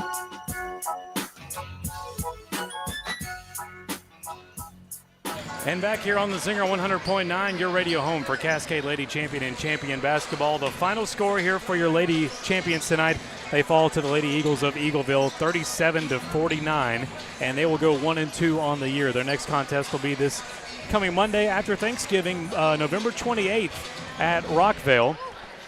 And now we have some business to do here. Welcome to the quick post-game report built by DNR Contractors. Brandon Crossan alongside Brian Cruz. Brian, your final takeaways tonight before we head into the Thanksgiving break. What does Coach DeMumbrium and the gang have to work on here before we get to Rockville? Well, you know, some of the problems that's historically plagued this program is our inability to pass and catch and just control the basketball. That really showed up again tonight, and I know that Coach DeMumbrium is going to be frustrated about that, and she'll have to work on that over this holiday break to make sure that we can limit those turnovers in the games ahead. And now we take a look at our Rob Gardner State Farm Agent Player of the Game. Tonight we hand it to, again, Kagan Young. Kagan Young with 14 total points. You know, she's really started out strong her freshman season. 14 points tonight. She had 11 of those, I believe, in the first half. And, you know, Eagleville had to do some things to try to contain her in the second half. She also got in a little foul trouble and had to sit some time out. But, you know, her hustle never stops, and she is awarded your Rob Gardner Player of the Game. Yes, Kagan Young, third time in a row. Thanks for being a good neighbor. Like a good neighbor, State Farm is there. Call Rob Gardner today, 931-685-2080. And now for the Lady Champions, the Cascade Veterinary Hospital Heart of a Champion Award goes to a new one tonight. It goes to Sophie Ray. Sophie Ray with 11 big points tonight. You know, but more so than her scoring, she just never give up. You know, she was down there at the very end, still fighting for rebounds, trying to tie the ball up, committed that last foul of the game, just never quit. Heart of a Champion goes to Sophie Ray, the sophomore. It was very evident there from Sophie Ray. Heart of a Champion tonight. You can make your appointment today with Cascade Vet Hospital, 931-389-0449. They have an on-call staff 24/7. CascadeVetHospital.com. Proud to present the Heart of a Champion Award on the Zinger 100.9. Now both boys teams are setting up here, warmed up. Cascade Champions taking on the Eagles of Eagleville tonight. Your Cascade Champions rolling here tonight, 2-0. And we'll be talking more about that later. And we've got Mr. David McGee in the house getting things set up. And I think we'll take another 2-minute break and be right back for closer to the start of the boys game. Cascade taking on the Eagleville Eagles tonight. Again, the final score for your Lady Champions, 37-49 over Eagleville. We'll take another 2-minute break and come right back. On game night, winning is everything. But at First Bank, we know life's big wins happen off the field. Like when you win that amazing heart, when you win your first classroom's respect, or when you win your employees' loyalty and find the home that wins their smiles. Life's big wins take a bank big on you. Join a team that helps you win not only on game day, but on days you never forget. First Bank, the official bank of TSSAA. Member FDIC, Equal Housing Lender. Getting the job done right on a major construction project takes experienced professionals, the kind you will find when you call Curl Construction and Excavating LLC. Like your Cascade basketball squads, Curl hits the ground running while working to get the job done and beating the clock to meet your project deadline. Serving Middle Tennessee's construction and excavation needs for 25 years and still building. Make your project a slam dunk with Curl Construction and Excavating LLC. Call 931-389-6996. Curl Construction.com. Dig deep and plow, Champion Nation. Cataldo Auto Repair Service Center in Wartrace is thankful for your loyalty with us over the years. When you need vehicle repair, you need it fast and right the first time. You've proven that cars at 219 Blackman Boulevard East in Wartrace is the place to go. Thanks for trusting their services on all your vehicles time after time. Cars, an excellent alternative to any expensive dealership because their knowledge base and equipment stacks up the same, if not better, than the dealer. Thank you for relying on Cars, proud sponsor of your Cascade Champions on the Zinger. Are you planning that next big project and thinking how nice it would be if I had a dumpster right there on site? Then call DNR Dumpsters in Shelbyville. DNR Dumpsters provides quality and convenient dumpster rental service for commercial and residential applications. Roll-off dumpsters with prompt delivery, even next-day delivery and haulaway available. Call DNR Dumpsters at 931-684-1685. For more information, visit dnrdumpsters.com. I'm not sure.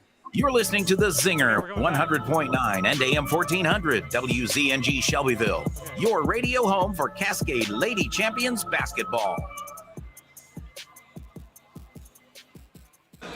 And we're back here on The Zinger 100.9, your radio home for Cascade Lady Champion and Champion basketball. We're starting up the boys game here soon. And Brandon crossing alongside Mr. Brian Cruz and David McGee just with us a moment ago. He'll be back here shortly. And we might be getting Coach DeMumbrium up here soon before we start the boys game. Glad you're joining with us here on the Zinger 100.9 on the App Store and Google Play. That's the Zinger 100.9, also WZNGradio.com. Or on home games, you can watch us on the Cascade High School YouTube channel. And we'll have the video and audio synced up there for you, just like magic. Lady Champions fell tonight 37-49 to the Lady Eagles of Eagleville. 6 minutes remain here on the clock, and Miss Phyllis will. Now we'll keep it here. Let you know that Cascade Champion Basketball on the Zinger 100.9 is brought to you by Cataldo Auto Repair Service Center, First Bank, Garrison Valley Farms, DNR Dumpsters, DNR Contractors, Curl Construction and Excavating LLC, Rob Gardner, State Farm Agent, Cascade Veterinary Hospital, and by Clanton Pipe and Supply. And we'll take a minute break and come right back here on the Zinger 100.9 closer to the start of the boys contest. When the Cascade family needs top quality veterinary care for their furry little friends, or even around the clock emergency care for livestock, they turn to the vet they trust like family. Family is exactly what you'll find at the Cascade Veterinary Hospital on Fairfield Pike in Wartrace. Proudly serving the Bedford County area since 1998, Dr. West and his team continue to serve our community by providing impeccable care in a kind and compassionate environment. 931-389-0449. CascadeVetHospital.com. Hi, I'm Blake Bloom from Cascade School. Did you know there's a place where you can get good neighbor service and great auto and home insurance rates? Yep, that is ta-da, Rob Gardner State Farm. So stop shopping around. Rob Gardner State Farm has got you covered. Give Mr. Rob and my mom a call today, 931-685-2080. Like a good neighbor, State Farm is there. Go Champs! This is Sophie Ray, sophomore Ford, and you're listening to Radio Home for Lady Champions Basketball, the Zinger 100.9.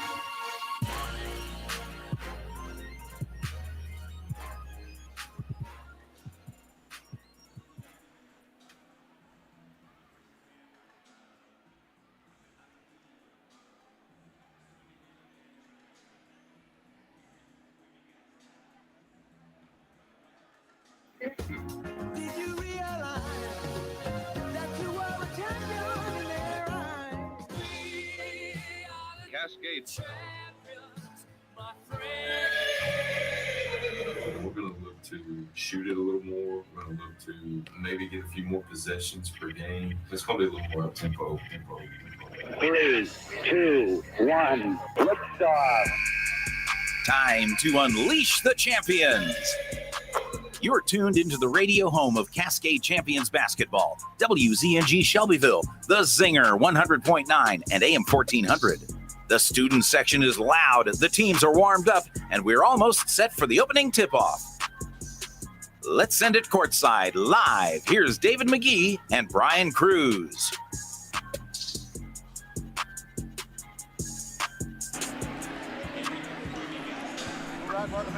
I'm down. There we go. I'm up. All right, welcome in here. It's second night here at Cascade High School as we advance on. Brian, as the Cascade boys get ready to host the Eagles from Eagleville. We just wrapped up the girls game. If you didn't catch that, girls fell to the Eagleville Lady Eagles by a score of 49-37. I know, Brian, they were down about 10 at the half, 5 at the end of third, and it just broke away from them there at the end. Tough night for our Lady Champions. Yeah, just inability to protect the basketball. Those turnovers really hurt us in that game, and we just weren't able to capitalize on the mistakes that Eagleville made. You know, we saw some fight in our girls. We cut that lead down to 5 and, you know, really felt like we were in a position to get ourselves right back into that game, and then they went on another quick run, got in some foul trouble, and they finished the game with a 12-point victory over your Cascade Lady Champions. So unfortunate for our Lady Champions tonight, but moving forward, pressing forward, it's your it's a full house here, Brian. It is a full house, man. You just love to see this kind of atmosphere for high school basketball. Eagleville traveling very well tonight, as this visitor side that we sit on is very crowded, very crowded. So exciting action here, ready to get things started. We're just about a minute away from starting lineups. I want to thank our sponsors, Cataldo Auto Repair Service, First Bank, Garrison Valley Forms, DNR Dumpsters, Curl Construction, DNR Contractors, Rob Gardner, State Farm, and Cascade Veterinary Hospital.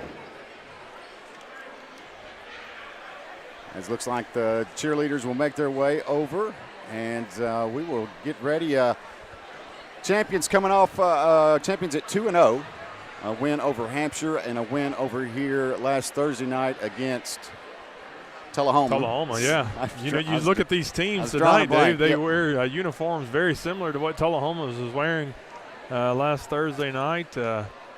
Coach Lawson, in speaking to him before tonight's game, he talked about, you know, the matchup tonight's a little bit more similar to what our guys, they're, you know, fast but fundamentally sound, not as tall and as athletic as the team from Tullahoma, but still a very well coached and a very good basketball team. Yeah, your Eagles tonight be wearing a deep maroon with white numbers. Of course, your Cascade champions in their home whites with orange numbers, black trim. As we get ready for starting lineups here at Cascade High School tonight on this Thanksgiving holiday break. Kids are out of school all week long this week. Yeah, you know, and just Coach Lawson and Coach Janey last night at the coaches show, they said they'd like to get these guys and gals up out of bed early on these days when they're out of school.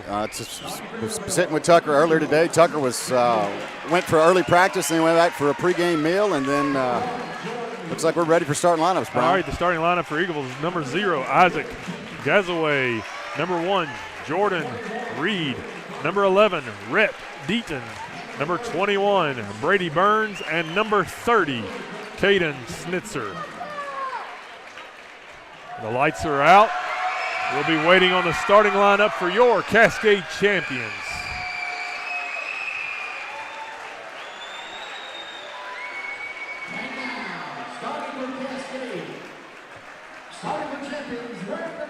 And now for your Cascade champions, number 2, Jaden Gulick.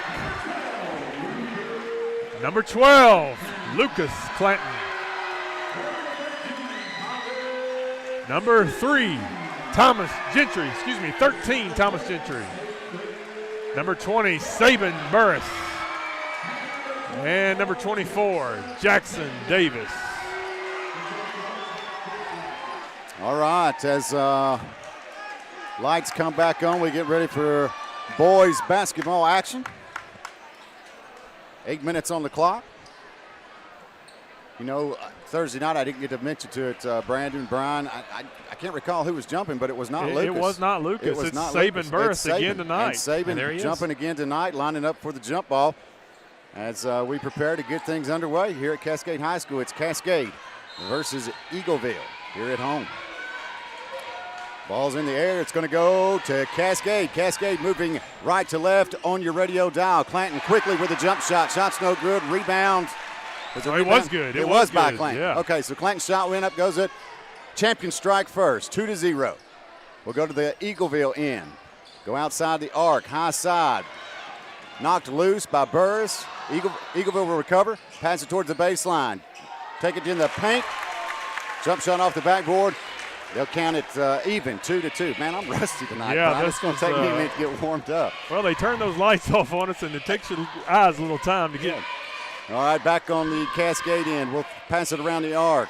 High side to Davis. Davis takes it towards the hole, turns around, passes out to Gulick. Gulick takes a jump shot, three-pointer from the high corner and connects for 3. It's 5-2. Champions lead on the Eagleville end. Will come down, take it to the low side, outside the arc, take the shot. Shot's no good. Rebound, Jackson Davis, who almost steps out of bounds. He'll throw it into Gulick. Gulick will give it back to Davis. We'll go back to the Cascade end. They'll pass it high side to Gentry. Gentry to Davis. Davis around the arc to Gulick, going low side. Hands it off to Clanton. Clanton steps back, takes a three-point shot off the back of the rim. No good. Rebound, Eagleville. Go to the other end. Make their way to the basket. Send it out. Low side, corner, outside the arc. He'll drive across the baseline towards the basket. He steps out of bounds, David. Number 1 for Eagleville steps out of bounds on the baseline. Jordan Reed with the turnover for Eagleville. Will give it back to the champions. Burris will inbound it for the champions. He'll give it to Davis. Davis will bring the ball up the court for the champions. He'll approach the timeline. Cross over. Pass it high side to Gulick outside the arc. Now back to the middle, top of the key. Burris now low side to Davis. Davis steps inside the arc, now back outside. Now to the low corner to Clanton. Clanton's going to drive inside, send it back out to Gulick. Gulick turns, spins, can't do anything with it, sends it out to Gentry. Gentry takes the three-point shot from the high side. Shot's no good, rebound Clanton. Good rebound there by Lucas Clanton. Clanton brings it out, turns around, goes right back into the baseline, goes towards the basket, takes the shot goes in, the whistle blows, and I don't know if they're going to call this good, are they, I Brian? believe they're going to call that foul on the floor before he goes up for the shot. We'll see what the officials do call here. Yeah, the foul is going to be called on the floor. That basket's going to be no good. I don't know who they've called that foul on. Here we go. Foul is going to be called on number 1. So it will be champions basketball underneath their own basket. Davis will inbound it to Gentry. Gentry real quickly with a two-point shot just inside the arc. Shot's no good. Rebound Davis. Davis sends it out to Clanton. Clanton now back outside the arc, drives towards the basket, through the paint, takes a shot off the backboard, count it for 2. 7-2, 5 minutes, 51 seconds now in the first period. It's a real good start there for Cascade. Eagleville will bring the ball down the court, pass it around the arc, try to take it inside the paint, can't do anything with it, sends it back out. Now top of the key, now outside the arc, takes a three-point shot. Shot's no good. Shot was by Gazaway. Rebound Cascade. They give it to Gulick. Gulick brings the ball up the court, crosses the timeline under the Cascade end. He'll step back, reset, hand the ball off high side to Gentry. Gentry works his way back. Nope, he'll go low side. Well, he took off high side. I think he's going to step out of bounds there on the side. So turnover for the champions. It will be Eagleville basketball. A lot of players coming out of the game. Number 11, 0, and 21 exiting the game for Eagleville. They're going to keep some fresh legs in this game. Lots of substitutions very quickly into this game. Eagleville will inbound the ball, bring the ball up the court. They've got it in the hands of Jordan Reed. Reed will drive high side. Hand it off to Snitzer. Snitzer stuck in the middle, passes back out to Reed. Reed now tries to get it inside the paint. As they pass it, the whistle blows. They're going to call a foul against Saban Burris here, it looks like. That's going to be his first, the team's first. Isaac McElroy will be coming into the game. Jaden Gulick getting a break. So Eagleville with the inbounding the ball from the baseline underneath their own basket. They'll put it inbounds to Camden Cole. Cole will pass it around the arc to Barker. Barker on around the arc to Snitzer. Snitzer drives, steps inside the three-point line on the high side, takes a shot. Shot's no good. As before the rebound, the whistle blows, Brian. They're going to call a foul there on number 4, Isaac McElroy. That's his first, team's second. And that's going to send Snitzer to the line for Eagleville to shoot. First shot by Snitzer on its way. Connects. Make it 7-3. Is that right? Yeah, that's right. A little slow on the scoreboard. Slow getting that up there. Second shot on its way, connects as well. It'll be 7-4. McElroy will inbound to Davis. We'll go to the Cascade end. Davis, high side to Clanton. Clanton on around the bend. Now back to Clanton. Cross court to the low corner to Thomas Gentry. Gentry takes a shot. The three-point shot. Shot's no good. Rebound Burris. Burris turns, tries to find somebody to pass it to. He looks for Gentry. Gentry falls on the floor trying to get it. Dumps it off to Davis. Davis loses control of it. It's a mess on the floor down there. We'll pass it around. We'll finally regain possession of it. Crafty. Jackson Davis from the low corner ends up with the ball, takes the three-point shot, and connects for three. For a moment there, I didn't know if we were bowling, playing Fumble-Rooski or what, David? I didn't either. Fumble-Rooski? Yeah, Fumble-Rooski. So back on the Eagleville end, they'll get it underneath the basket, inside the paint, take the shot. Shot's no good. They'll get their own rebound. McElroy will knock it from the hands of number 34, Campton Cole. The ball will go out of bounds. It will be Eagleville ball underneath their own basket as Coach Lawson gets ready to send in a couple substitutions for Cascade on the next inbound. Eagleville inbounds around the arc, high side corner. I've got some coughing, Brian. I'm sorry. Yeah, it's that season. Big basket there by number 15, Ray Barker. Back on the Cascade end. Pass it around the arc. Outside to Davis. Davis from the 45 on the three-point line takes a shot, connects for three. 3 minutes, 40 seconds Jackson on the Davis clock. is hot. Now on the Eagleville end, they'll bring it back up the court. Outside the arc. They'll go low side to Bega. Bega hands it off to Deaton. Deaton brings it on around to Barker. Barker back to the top of the key. Can't do anything with it. Pass to Bega. Bega now back to Deaton. Deaton, they try to get it inside the paint. They do to Barker. Ooh. Barker turns, spins. Before he does it, lose control. Burris picks it up. Will go to the other end. That shot was blocked that time. Saban Burris gets his own rebound, throws it off the leg of the Eagleville player there to retain possession. Jaden Little coming in for the Champions. Yeah, Jackson Davis will be inbounding the ball. Into Isaac McElroy. He'll take a shot. He misses. Shot's no good. Rebound. Eagleville will go to the other end in the hands of Bega. Bega brings it all the way down. Goes low side around the arc. Passes on around high. Back. They'll go back to the high side. Barker. Barker now high side corner to Deaton. Deaton gets ready to take the three-point shot. He travels. Doesn't get the shot off. Doesn't get the shot off. Whistle blows. It'll be back to Cascade. McElroy will inbound it to Davis. Davis brings the ball up the court for the Champions. 2 minutes. If they're going to start the clock, are they going to start the clock? Yeah, I don't know. They're having a little trouble with their clock. We'll just roll on without it. Yeah, the clock is now running. McElroy in the side of the paint, turns, spins, takes a shot. Shot's no good. Off the hands of Little. Little bounces it in the hands of Eagleville. Will go to the other end. They'll take it low side corner. And another travel called against Eagleville. You know, David, you really like to see Isaac McElroy get something going here. He was kind of cold from the field the other night. The guy's got all the tools to make those shots, and you know they'll start falling eventually. So Cascade will inbound it to Davis. Davis will bring the ball up the court, cross the timeline onto the Cascade end. He'll pass it high side to Gulick. Gulick now to the high corner to Davis. Davis back to Gulick around the arc. Down back to Davis, high side corner. Cross court to McElroy on the low side. Outside the arc, he'll dribble inside the arc. And he take the shot. Connects for two, gets the whistle, and he'll go to the line and make this a three-point opportunity. Yes. So that foul was called on number 34 for Eagleville. McElroy will go to the line for Cascade. And see if we can make this 15 turn to 16 with 2 minutes, 17 seconds left in this first period. McElroy's first shot, only shot, on its way. It's good. It's good. It does. 16-6. Champions take a 10-point lead. Eagleville brings the ball down the court. They'll go low side with Schnitzer in the low corner. Picks up his dribble, can't do anything with it. Tries to cross court. The pass is no good. It's picked off by McElroy. We'll go to the other end. Cascade with it. McElroy at high side goes across the baseline towards the basket. As he does, he pushed out of bounds. As he pushed out of bounds. Number 0, who will commit the foul. So it'll be Cascade basketball from the baseline underneath their own basket. Davis will inbound it for Cascade. They'll get it back to Davis. He went to Little, back to Davis. Davis takes a shot from the high side just inside the three-point line for two, make it 18-6. Just a real good look at the basket that time for Jackson Davis. Back on the Eagleville end. They'll go around the arc, trying to go across the top of the key, through the middle, try to take the shot. The whistle will blow. The shot's no good. And the foul here, Brian, is going to be on. I believe it's going to be on number 24. We'll confirm that here. No, they're going to call that on number 5. Jaden Little. Number 30, Schnitzer, will be going to the line to shoot 2 for Eagleville. Schnitzer at the line. First shot on its way. makes it look easy. Connects. 18-7 your score. Sawyer Lover now coming in the game. Jaden Little coming out.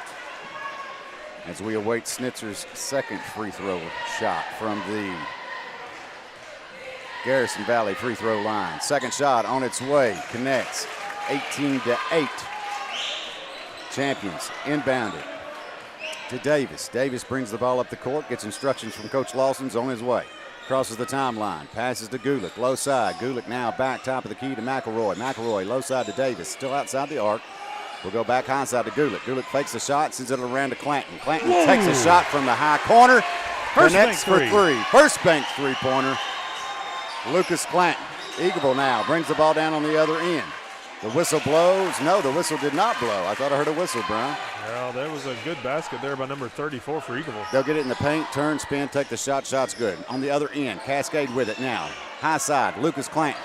Baseball throw from one side of the floor to the other. To Gulick. Gulick crosses across the paint. As he does, he loses control of the basketball. Eagleville picks it up. They'll go to the other end. They're going to call a charge. Coach Lawson talked about that last night on the coaches show, how much he likes to see those guys take that charge, and we took one there. That's on Camden Cole. Camden Cole with the foul, giving the ball back to Cascade. As things get a little bit loud here in the gymnasium.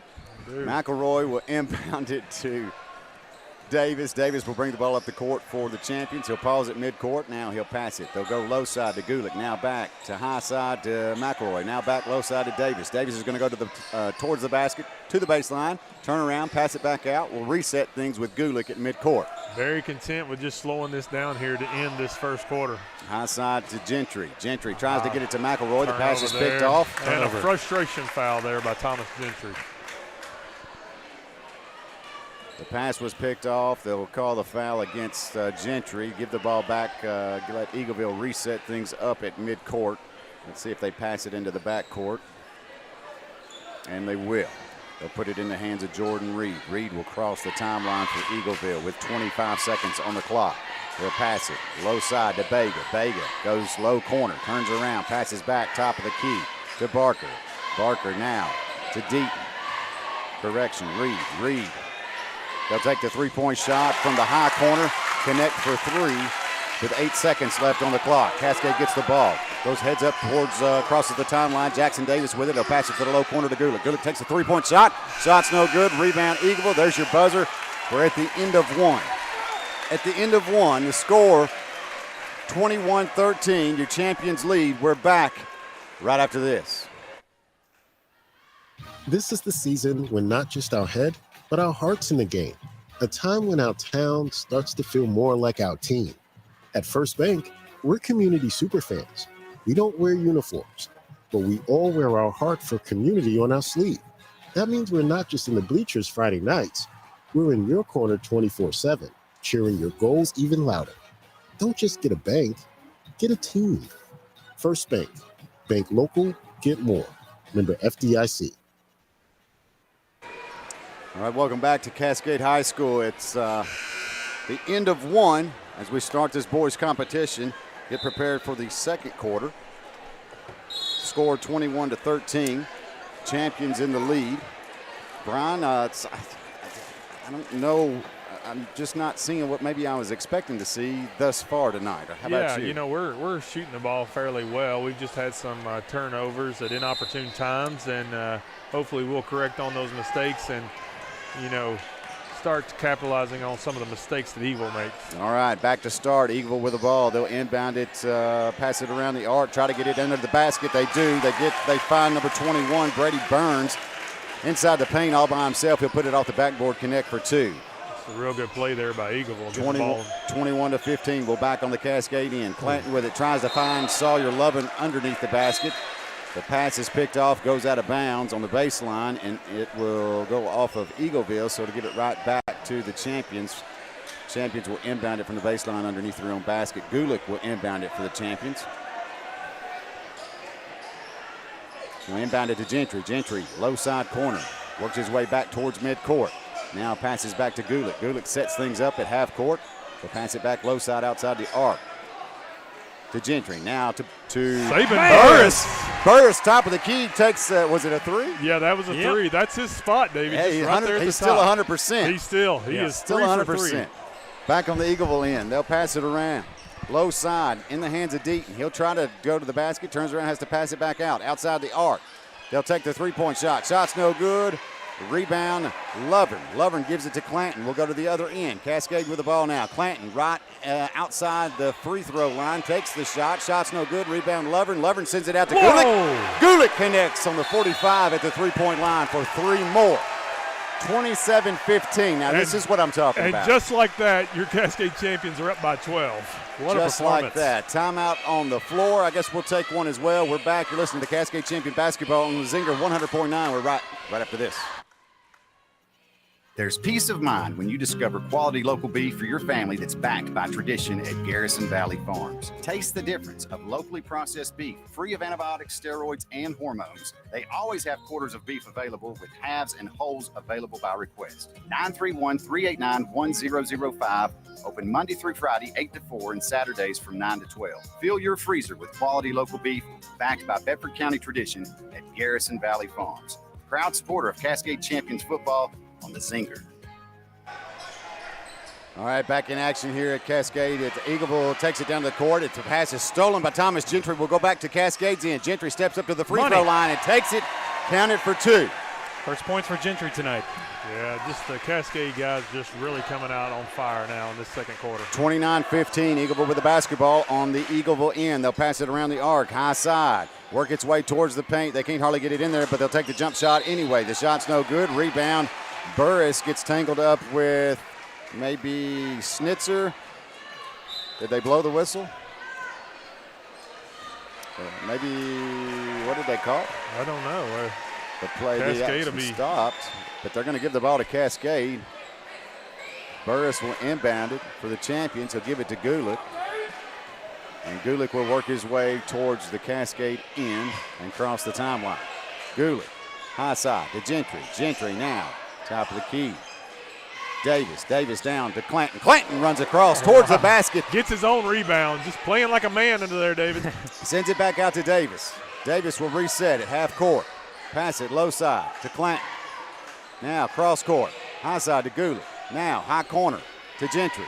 Now inside to Burris. Burris turns, spins, takes a shot off the backboard. Shot's no good. Gets his own rebound, puts it back up. Shot also no good. Now the rebound to Eagleville. And then Gentry knocks it out of his hands, takes the shot. That shot no good. Rebound Eagleville. And this time it looks like we're going to pressure him. He picks up his dribble. He can't do anything. Wow, jump ball. I tell you what, the fans are in it, David. I'm in it. We're all in it now. I mean, he looked at his coach like his coach was going to save him there. I tell you what, I think that he was wanting the timeout, but that's just some pickpocketing right there. That's a joyride. 2 rebound, 3 rebound, 4. Yes, so champions will inbound it. They'll inbound it to Thomas Gentry. Gentry turns around, gives it to – no. Oh, wow. No. I don't think that he I don't think that one – Well. Yeah, we don't get to call them, but we can sure tell you how we see them. Well, we could call them. They just won't go with what we call. That's right? true. So they're going to call backcourt violation, give the ball back to Eagleville. Eagleville inbounds it, brings the ball up the court on their end now, crosses the timeline. 5 minutes, 17 seconds left in the second period. They'll pass it around the arc, try to get inside the paint, send it back out to the high corner, take the three-point shot, and connect for 3. 29-18 now your score. Big shot that time by Jordan Reed for Eagleville. Burris inbounds to Davis. We'll work our way back to the other end, the Cascade end. Cascade moves right to left on your radio dial, left to right on your YouTube channel. Davis passes it low side to Gentry. Lucas Clanton to Davis wanting the ball down corner. there. Back to Gentry. Inside to Clanton. Clanton turns and spins in the paint, puts the ball up. Shot counts. 31-18. Eagleville now brings it back real quickly on the other end. Drives straight towards the basket. Yes. The ball sits on the rim for a good second and a half before it falls. Eagleville gets the rebound and the whistle blows before the second shot goes up. They call the foul this time on number 15. They believe he gets into the back of the Cascade player.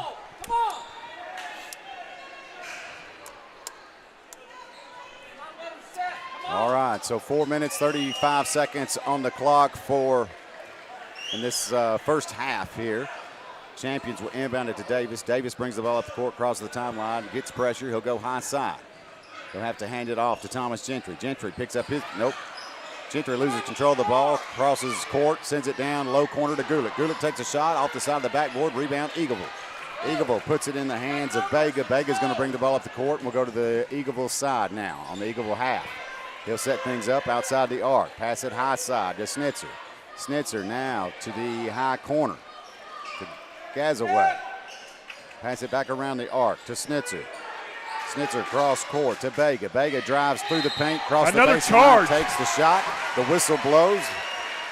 Foul this time is going to be called on number 33 for Eagleville. James Vega. Another Cascade champion. Stepping up big, squaring up, setting his feet, taking the charge. Looks like Thomas Gentry will exit. McElroy will come back on. Burris inbounds it to Davis. Will go to the other end. Davis crosses the timeline, sets things up for the champions. He's going to drive. 17 fouls now on Eagleville, David. Sends it out to Clanton for the three-point shot in the low corner. Shot's no good. Rebound Eagleville. They'll rush things back to their end very quickly. Lose control of the dribble, pick it up. Pass it to Gazaway. Gazaway high side in the corner to Barker. Barker drives towards the paint, spins, takes the shot. Shot's no good. They'll get their own rebound. It's knocked from his hands, and the whistle blows. They're going to call the foul here. It looks like on Number McElroy. 4, Isaac McElroy. 3 minutes, 23 seconds on the clock. Score 31-18. It will be Eagleville's basketball from the baseline underneath their own basket. They'll inbound it inside the paint. Easy shot. We got caught. No pressure there, but Clanton gets the rebound. Will go all the way back down. He'll pass it to Davis. Davis underneath. Whoa. Doing his thing. This time unsuccessful. Shot's no good, but he gets his own rebound. Kicks it out to Gulick. Gulick steps up to the free throw line. Takes a shot. Connects for two. Jaden Gulick just having himself a heck of a game tonight. Saves the possession there. Back on the Eagleville end. They'll pass it around the arc. Pass it around the arc. They'll go low side. Put it in the hands of Cole. Cole drives to the baseline. Gets ready to pass it off. The whistle blows. They're going to call the foul here on the champions. Maybe Davis. I'm not sure, Brian. I don't know. This is going to be called on number McElroy. 4, Isaac McElroy. That's now 3 fouls on McElroy early in this game. Looks like McElroy will come out. Gentry, we're going to have a timeout. Is that what we're doing? Yeah, they're going to be calling a timeout here. Timeout on the floor. We'll take one as well. You're listening to Cascade Champion Basketball on the Zinger 100.9. We're back right after this.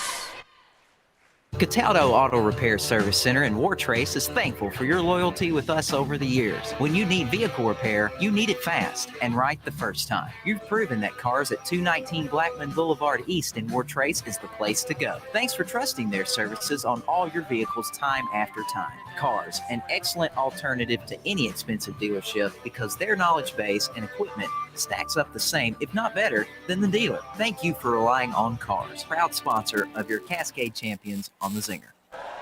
I was just telling Brian in the off time there, Brandon, that my voice is a little under the weather. I got a little bit of a cough, and I tipped into the concession stand with $15, and this is all he brought me back was this water. So, a lone water bottle. It's a $15 water here. There you Well, go. I feel like I'm at Nissan Stadium or something. Yeah, that's right. Tipton, I knew inflation was high, but come on, man. So timeout's over. The score 33-18, champions in the lead. 2 minutes, 50 seconds left in the second period of play. It'll be Eagleville basketball underneath their own basket, inbounding it from the baseline. They'll pass it into the backcourt.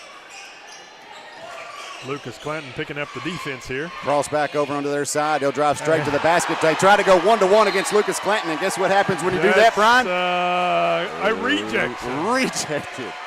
Clanton goes up in the air and just cleanly blocks that shot. You can hear the crowd really get behind Lucas Clanton and ball- his efforts there. The ball went out of bounds. It will be the champions' basketball. They'll inbound it. Davis will bring the ball up the court for the champions. He'll pass it high side to Clanton. Clanton high side outside the arc. Finds Davis in the corner. They'll go back to Clanton. Clanton at about the 45. Nope, back to Davis in the high side corner.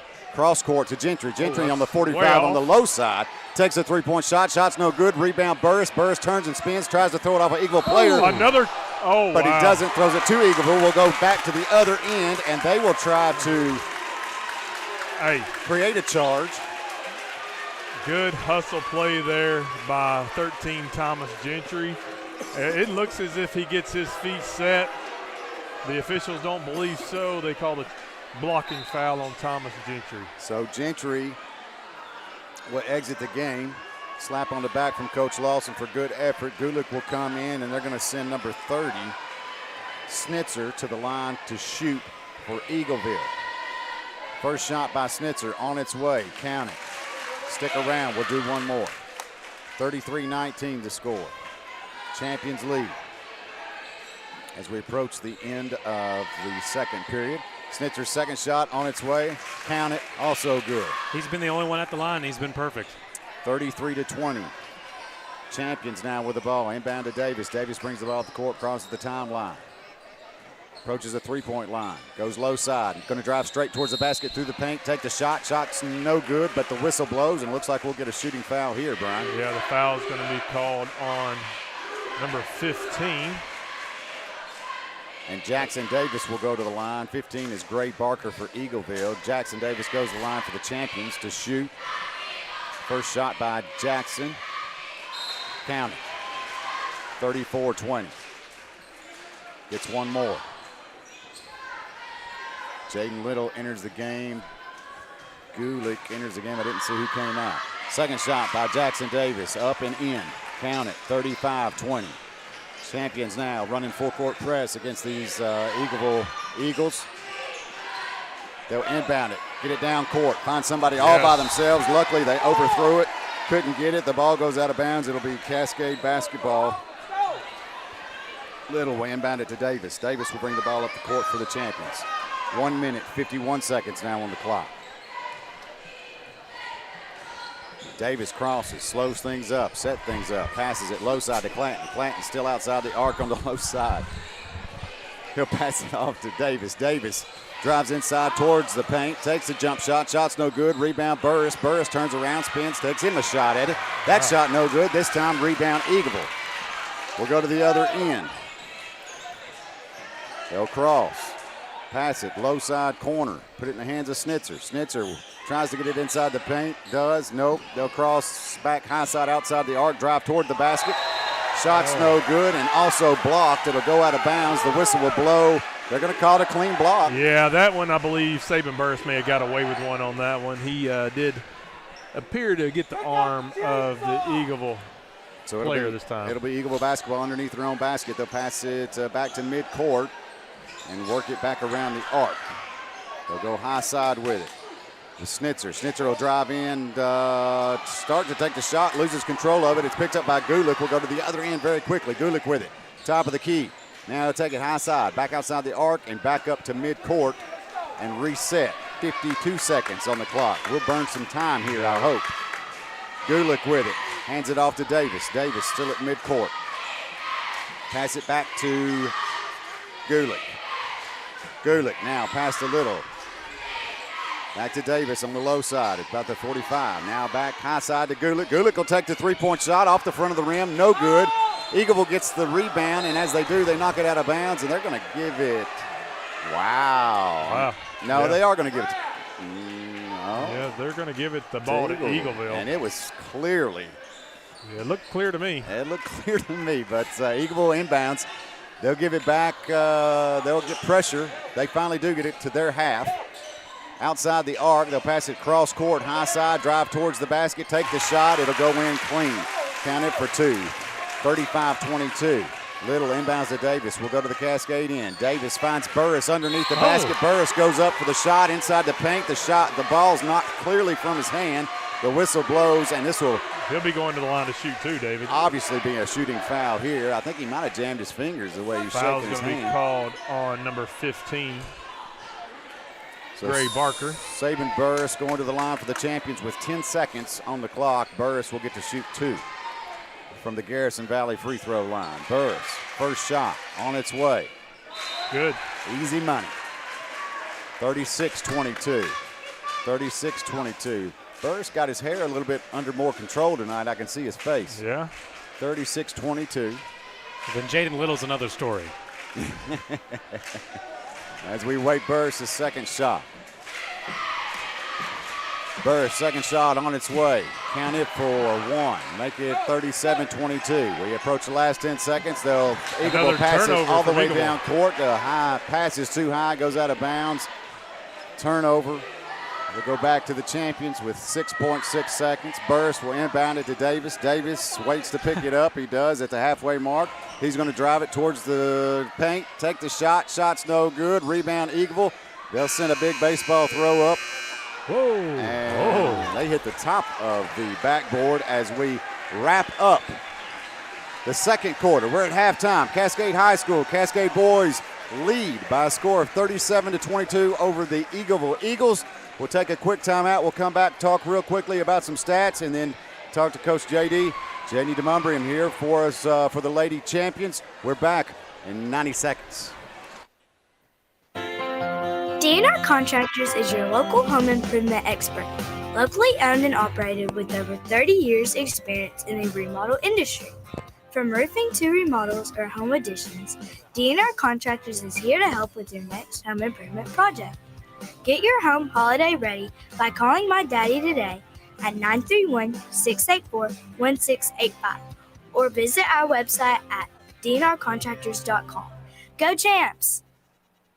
When the Cascade family needs top quality veterinary care for their furry little friends, or even around the clock emergency care for livestock, they turn to the vet they trust like family. Family is exactly what you'll find at the Cascade Veterinary Hospital on Fairfield Pike in Wartrace. Proudly serving the Bedford County area since 1998, Dr. West and his team continue to serve our community by providing impeccable care in a kind and compassionate environment. 931-389-0449. Cascade Vet Hospital. Hi, I'm Blake Loom from Cascade School. Did you know there's a place where you can get good neighbor service and great auto and home insurance rates? Yep, that is cut off Rob Gardner State Farm. So stop shopping around. Rob Gardner State Farm has got you covered. Give Mr. Rob and my mom a call today. 931-685-2080. Like a good neighbor, State Farm is there. Go Champs! This is Jackson Davis, senior guard, and you're listening to your radio home for Cascade Champions Basketball, the Zinger 100.9.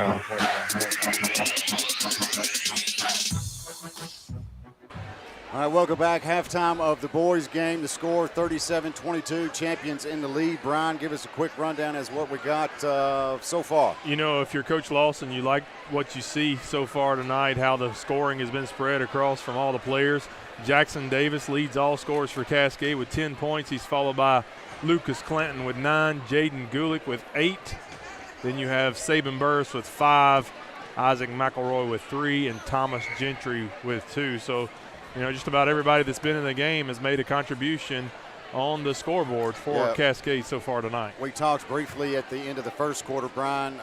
Wasn't exactly what we were expecting to see. I don't know if it was just – it was a little sloppy the first quarter, Yeah, it was just a little sloppy. I think this big crowd from both teams that they brought in tonight, you know, maybe the nerves were up a little bit, but the guys could just showed how quick they can score when they are on point, and they were in that second quarter and really – come out with a pretty big lead there to end that half with a score of 37-22. All right, halftime report built by Curl Construction and Excavating LLC. We appreciate their support. Now time to move on to Coach Jenny DeMumbrium of the Lady Champions joins us now. Coach, I know, again, things on the scoreboard maybe not turned out the way you liked, but, you know, we did see some good things. We saw some things, obviously, we need to work on. To fill us in on what you think. Well, for me, I went into that locker room and I pinpointed things that we needed to work on. And when I stopped thinking about that, I said, you know what? It's a win in my books because even though, I mean, they were pressuring us, I felt like Kagan had more pressure on the ball than she had against when we played Tullahoma. I thought she handled that well, so that's a win for me. Then when we were breaking their press, the first half we had 16 turnovers, second half we had 6 turnovers. That's a big win for me at the same time because we slow down. We're taking care of the ball, and that's another big thing for me. Like, let's take care of the basketball because if we don't, then it's not going to be a good ball game for us. So. Yeah, Coach, at halftime you guys were down by 10. At the end of the third, I believe you were just down by 5. Right. And in the fourth quarter was kind of bounced back and forth. But, you know, all in all, the Lady Champions did well tonight, not giving up. That's the one thing that they are very consistent at so far. The fight is on. This fight is on to the end, and congratulations to you girls to keep up the battle. Keep up the battle. That's the biggest part. Yeah, we had 10 missed box outs. We had 9 missed bunnies. And bunnies for me are bunnies around the goal. We make those 9 bunnies, different ball game. Yeah. We box out, different ball game. I didn't think we did a very good job of either one of those, and those are things that we're preaching every single day, and until we buy in consistently, that's not going to change. So I look forward that to change, because I do have some girls that are saying, hey, yeah, we're doing it. We're getting this done. Now we just have to make a little bit more of adjustment, and we'll see more success. We had Kagan Young on the show last night, and she was top scorer, I believe, against Tullahoma. Where was she at tonight? She had 14 tonight. She had 18 on Thursday night. She had 14 tonight, and Sophie Ray had 11. So still, both of them still major impacts for the Lady Champions. Yes. Coach, we appreciate you joining us again. Final score, Cascade Lady Champions 37, Eagleville Lady Eagles 49. What can we expect going forward? We're going to put these pieces together. That's right. That's what we're going to do. I told the girls, and all of my coaches told the girls in that locker room that, the first half of the season is going to be tough. And so it's not going to get any easier. We go to Rockville, and then we turn around and play Moore County. Then we've got Watertown. They got Moore County again. It's not going to get any easier. But what it's going to do is it's going to get us ready for what happens after Christmas break. And that's the most important thing, is what happens after Christmas break is district tournament and district. We start getting those district games. So when we get these pieces all together, it's going to be time. It is, and it's going to work out well. I can see it happening. It just takes a little bit of time. Yes, we just got to put them all together. Brian, you got anything for Coach? Yeah, you just felt like, Coach, after that first half, and you come in after the third quarter and getting that lead down to 5. I believe if we could have ever broke that 5-point deficit, we were really, really in that game. You saw some nerves start picking up for Eagleville, and they started making some mistakes of their own and kind of kept us in that game early, but then some of the same things just started to plague us again with the turnovers. And like you said, the box outs, they played a little more physical than us tonight. And all things that we can fix, maybe even through that Thanksgiving break. Yes, and you know what I told, I pointed out, I said Cadence Miller, I told Susanna, and I told Annabelle, I said, for as great as three-point shooters as you guys are, I cannot go an entire game with y'all getting 1 or 2. We've got to start sticking our shots. We've got to start creating shots. We've got to get the shot off faster. And I even told him, I said, if you want me to come up in the gym up tomorrow morning, I'll come up in the gym. Whatever we have to do, we have got to start hitting some threes, because until we hit the threes, the posts are not going to be wide open. Just giving yourself some opportunities to put points on the board. You end the first quarter 11-5. Looks like a football or baseball score, and you're not going to win a lot of games when you only score 5 points. No. You just got to get more shots up and the ball moved around to more of the players and more contributions across the board. And I think that they can do that. They've shown that they can do that. Absolutely. And I look forward to seeing them do that in the very soon. We've got to take each positive out of each one of these games and string them together. And Absolutely. It'll and come. you know what, Coach? With that positive attitude that you have, I'm trying. That's contagious. That's right. And I'm confident that attitude will carry on to these players. Champion Nation will continue to follow you no matter what here, Coach DeMumbrium. I know you're working from scratch and starting things over, and it takes time. And like you said, putting those pieces of puzzle together, give it a little time. Well, good things are coming. Yes, I hope so. Thank you. Thanks Coach Jenny DeMumbrium joining us. Cascade Lady Champions again. Final score for the Lady Champions, 49-37. They fall to Eagleville tonight.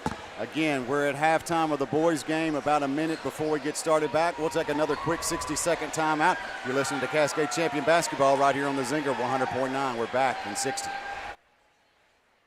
On game night, winning is everything. But at First Bank, we know life's big wins happen off the field. Like when you win that amazing heart, when you win your first classroom's respect, or when you win your employees' loyalty and find the home that wins their smiles. Life's big wins take a bank big on you. Join a team that helps you win not only on game day, but on days you never forget. First Bank, the official bank of TSSAA. Member FDIC, Equal Housing Lender. Getting the job done right on a major construction project takes experienced professionals, the kind you will find when you call Curl Construction and Excavating LLC. Like your Cascade basketball squads, Curl hits the ground running while working to get the job done and beating the clock to meet your project deadline. Serving Middle Tennessee's construction and excavation needs for 25 years and still building. Make your project a slam dunk with Curl Construction and Excavating LLC. Call 931-389-6996. CurlConstruction.com. Dig deep and plow, Champion Nation. This is Thomas Gentry, senior guard, and you are listening to your radio home for Cascade Champions basketball. The Zinger 100.9. All right, Brian, we're back getting ready for second half to start. Real quickly, got a mention here for a happy birthday mention here for Chief Deputy Elliott tonight. Oh, here it's his birthday. I think he's here. I've seen him, but we'll wish him a happy birthday. Yes, sir.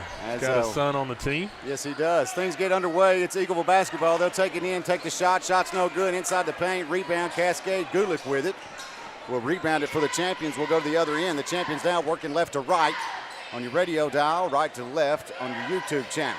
They'll pass it. Gulick will go to the low corner with it. Pass it back to Davis, back to Gulick. Now inside the paint to Burris. Burris sends it back out to Clanton, top of the key. Three-point shot, shot's no good. Rebound, Eagleville. Rebound, they'll give it to Reed. Reed will bring the ball down the court. Go low side with it. Pass it back. Way too loud on something here. Pass it back. Ball will go out of bounds. Yeah, the air ball shot up there by Eagleville. Substitution already for Eagleville as well. Number 11 going into the game, 15.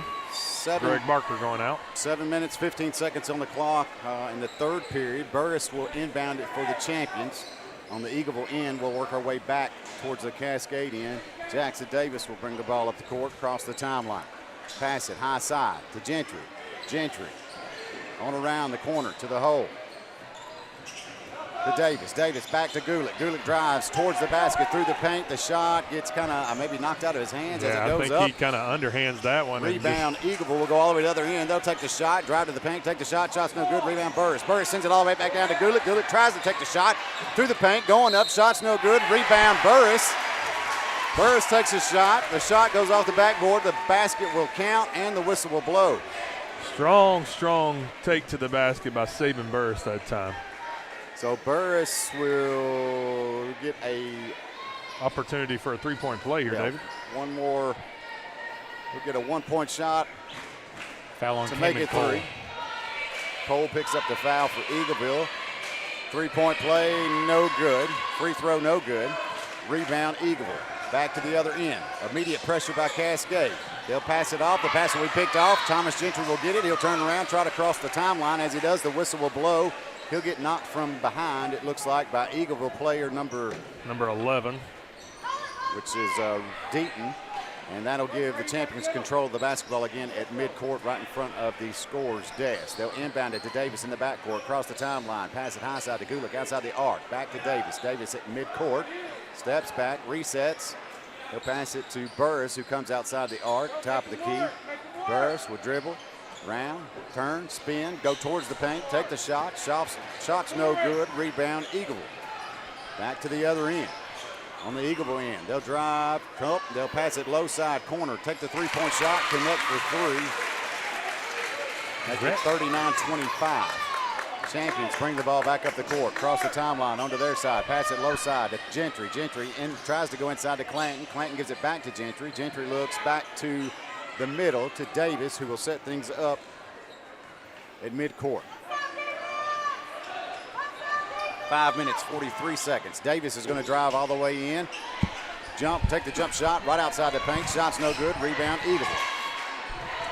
They'll pass the ball around. Take it to the other end. Cross the timeline. They'll meet Lucas Clanton. They're going to call a foul there on number 12, Lucas Clanton. It was Bega with the ball. He'll bump into Clanton. Clanton goes for the ball. The whistle blows. Lucas picks up the foul. They'll give the ball back to Eagleville underneath their own basket. That's his first foul of the night. Eagleville inbounds outside the arc.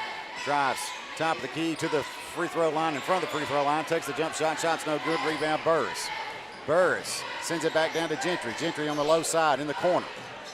Has to send it back out to Gulick. Top of the key, now on the round to Lucas Clanton in the high side corner. Clanton crosses the baseline towards the basket, takes the jump shot. Shot's no good. Rebound, Eagleville. To the other end they go. Oh, wow. He'll drive into the paint, take the shot. Shot doesn't go, but the whistle blows. Yeah, the shot does go, David. I'm sorry, I'm just trying to dodge a call. Yes. So the shot did go. The shot did connect. 39-27, and they're going to send, was that Fort? Number 34, Camden Cole. Cole to the line for Eagleville. With the opportunity to make this a three-point play. Shots up, and it is good. The score is now 39-28. Cascade's got to get some offense going in the second half. Champions inbound it to Davis. Davis brings the ball up the court, crosses the timeline real slowly. He'll pass it around to Gulick towards the low side. Coach Lawson not happy with what he's seen so far. He's going to call a timeout. Lawson takes a timeout. We'll take one as well. You're listening to Cascade Champion Basketball right here on the Zinger. We're back in 30 seconds. Cataldo Auto Repair Service Center in Wartrace is thankful for your loyalty with us over the years. When you need vehicle repair, you need it fast and right the first time. You've proven that cars at 219 Blackman Boulevard East in Wartrace is the place to go. Thanks for trusting their services on all your vehicles time after time. Cars, an excellent alternative to any expensive dealership because their knowledge base and equipment stacks up the same, if not better, than the dealer. Thank you for relying on Cars, proud sponsor of your Cascade Champions on the Zinger. All right, back in basketball action as timeout is over. Cascade inbounds it to Davis. Davis brings the ball up the court, goes high side to Gulick. Gulick to Burris to Clanton. Now outside low corner to Gentry. Gentry takes a three-point shot from the low corner. Shot's no good. Rebound, Eagleville. Shot's just not falling for Cascade right now. Quickly to the other end. Eagleville makes a bad pass. It'll go out of bounds at the student section on the sideline. The high side sideline, and turnover will go to Cascade. Burris will inbound it to Davis. Davis brings the ball up the court with 4 minutes, 30 seconds on the clock. Davis will pass it to Gulick. High side outside the arc. Now dead center to Clanton. Clanton high side to Davis. Back to Clanton. Dead center outside the arc. Clanton will dribble. Go low side. Turn, spin, take it across the free throw line inside the paint. Have to kick it back out to Gentry. Gentry now turns, sends it back out to Clanton. Clanton goes from the low corner across the baseline towards the basket, takes the jump shot, count it for two. Just playing above the rim there, David. Floater. 41-28 on the Eagleville end. The ball gets kicked away by Gentry. Gentry finds Burris underneath the basket on the Cascade end. Burris puts it up off the backboard for two. 43-20. No, it's not 43-20. 43-28, that's right. 43-28. And Eagleville almost loses control of the basketball. Clanton almost steals it. They'll send it down to the low corner on the Eagleville end. Take the shot. It's number 34, Cole with the three-point shot. Make it 43-31. Big basket there by number 34, Camden Cole for Eagleville. He had all the time in the world to think about it. Stop the run for Cascade. Champions will pass it around. They'll end up giving it to Davis. Davis steps in front of the free throw line, takes a shot. It'll rattle around, finally fall good. 45-31. Eagleville inbounds it to Bega. Bega will bring the ball up the court for Eagleville. Cross over to the Eagleville side. 3 minutes, 8 seconds on the clock. He'll pass it high side to Deaton. Deaton outside the arc on a round to Snitzer. Snitzer inside to Gazaway. Gazaway turns and spins before he takes a shot off. The whistle blows. Looks like they're going to call this one against Burris. Fouls on actually 12, I believe, on Lucas Clanton is who they call that on. Sorry. Lucas and Saban both inside the paint there near Gazaway when the whistle blows. That's Lucas Clanton's second foul. And it will be Eagleville basketball from the baseline underneath their own basket. They'll inbound it. I think. Yes, they do. They get it back to midcourt outside the arc. They'll pass it around, high side. They'll try to get it Gazaway again. He fumbles the pass but recovers it. Turns, takes a spin from the baseline. Shot's no good. Rebound, Lucas Clanton. He'll find McElroy down on the other end. Can't do anything with it. Turn around, give it to Burris. Now they'll set things back up around the arc to Clanton. Just a great vision for the floor there by Isaac McElroy. Pass it around the arc to Davis, to McElroy. McElroy out to Clanton. Clanton goes towards the baseline, takes a shot. Shot's no good, off the back of the rim. Rattles off, rebound. Eagleville will go to the other end. They'll give it to Reed. Reed to Gazaway. Gazaway outside the arc. Now to Deaton. Deaton on the low side. He gets double teamed. Picked off by Burris. Burris is going to take it all on his own. It's 1-on-2 before he gets the shot off. They're going to call that foul on the floor. Foul will be called on number 11. Rhett Deaton. Saban Burris coming out of the game, getting a much-deserved break. Sawyer Lovern in the game for Cascade. So it'll be Cascade ball from underneath their own basket. They'll inbound it to Clanton. Clanton takes a three-point shot from the low corner or from the low side. Shot's no good. Rebound Eagleville. I think we might lose the rebound. We're not. I don't know. We're getting a lot of shots up too, David, and Lucas Clanton just hasn't been connecting from outside the arc. Eagleville ball goes. The ball gets knocked out.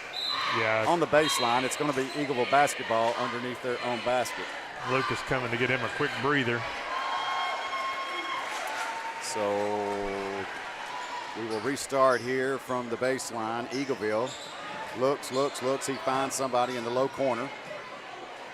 Can't do anything with it. Lots of pressure from the champions here. Davis ends up with it, and he'll get bumped, knocked out. The ball will get knocked out of bounds. Off of Eagleville, we'll give it back to Cascade on the Eagleville end.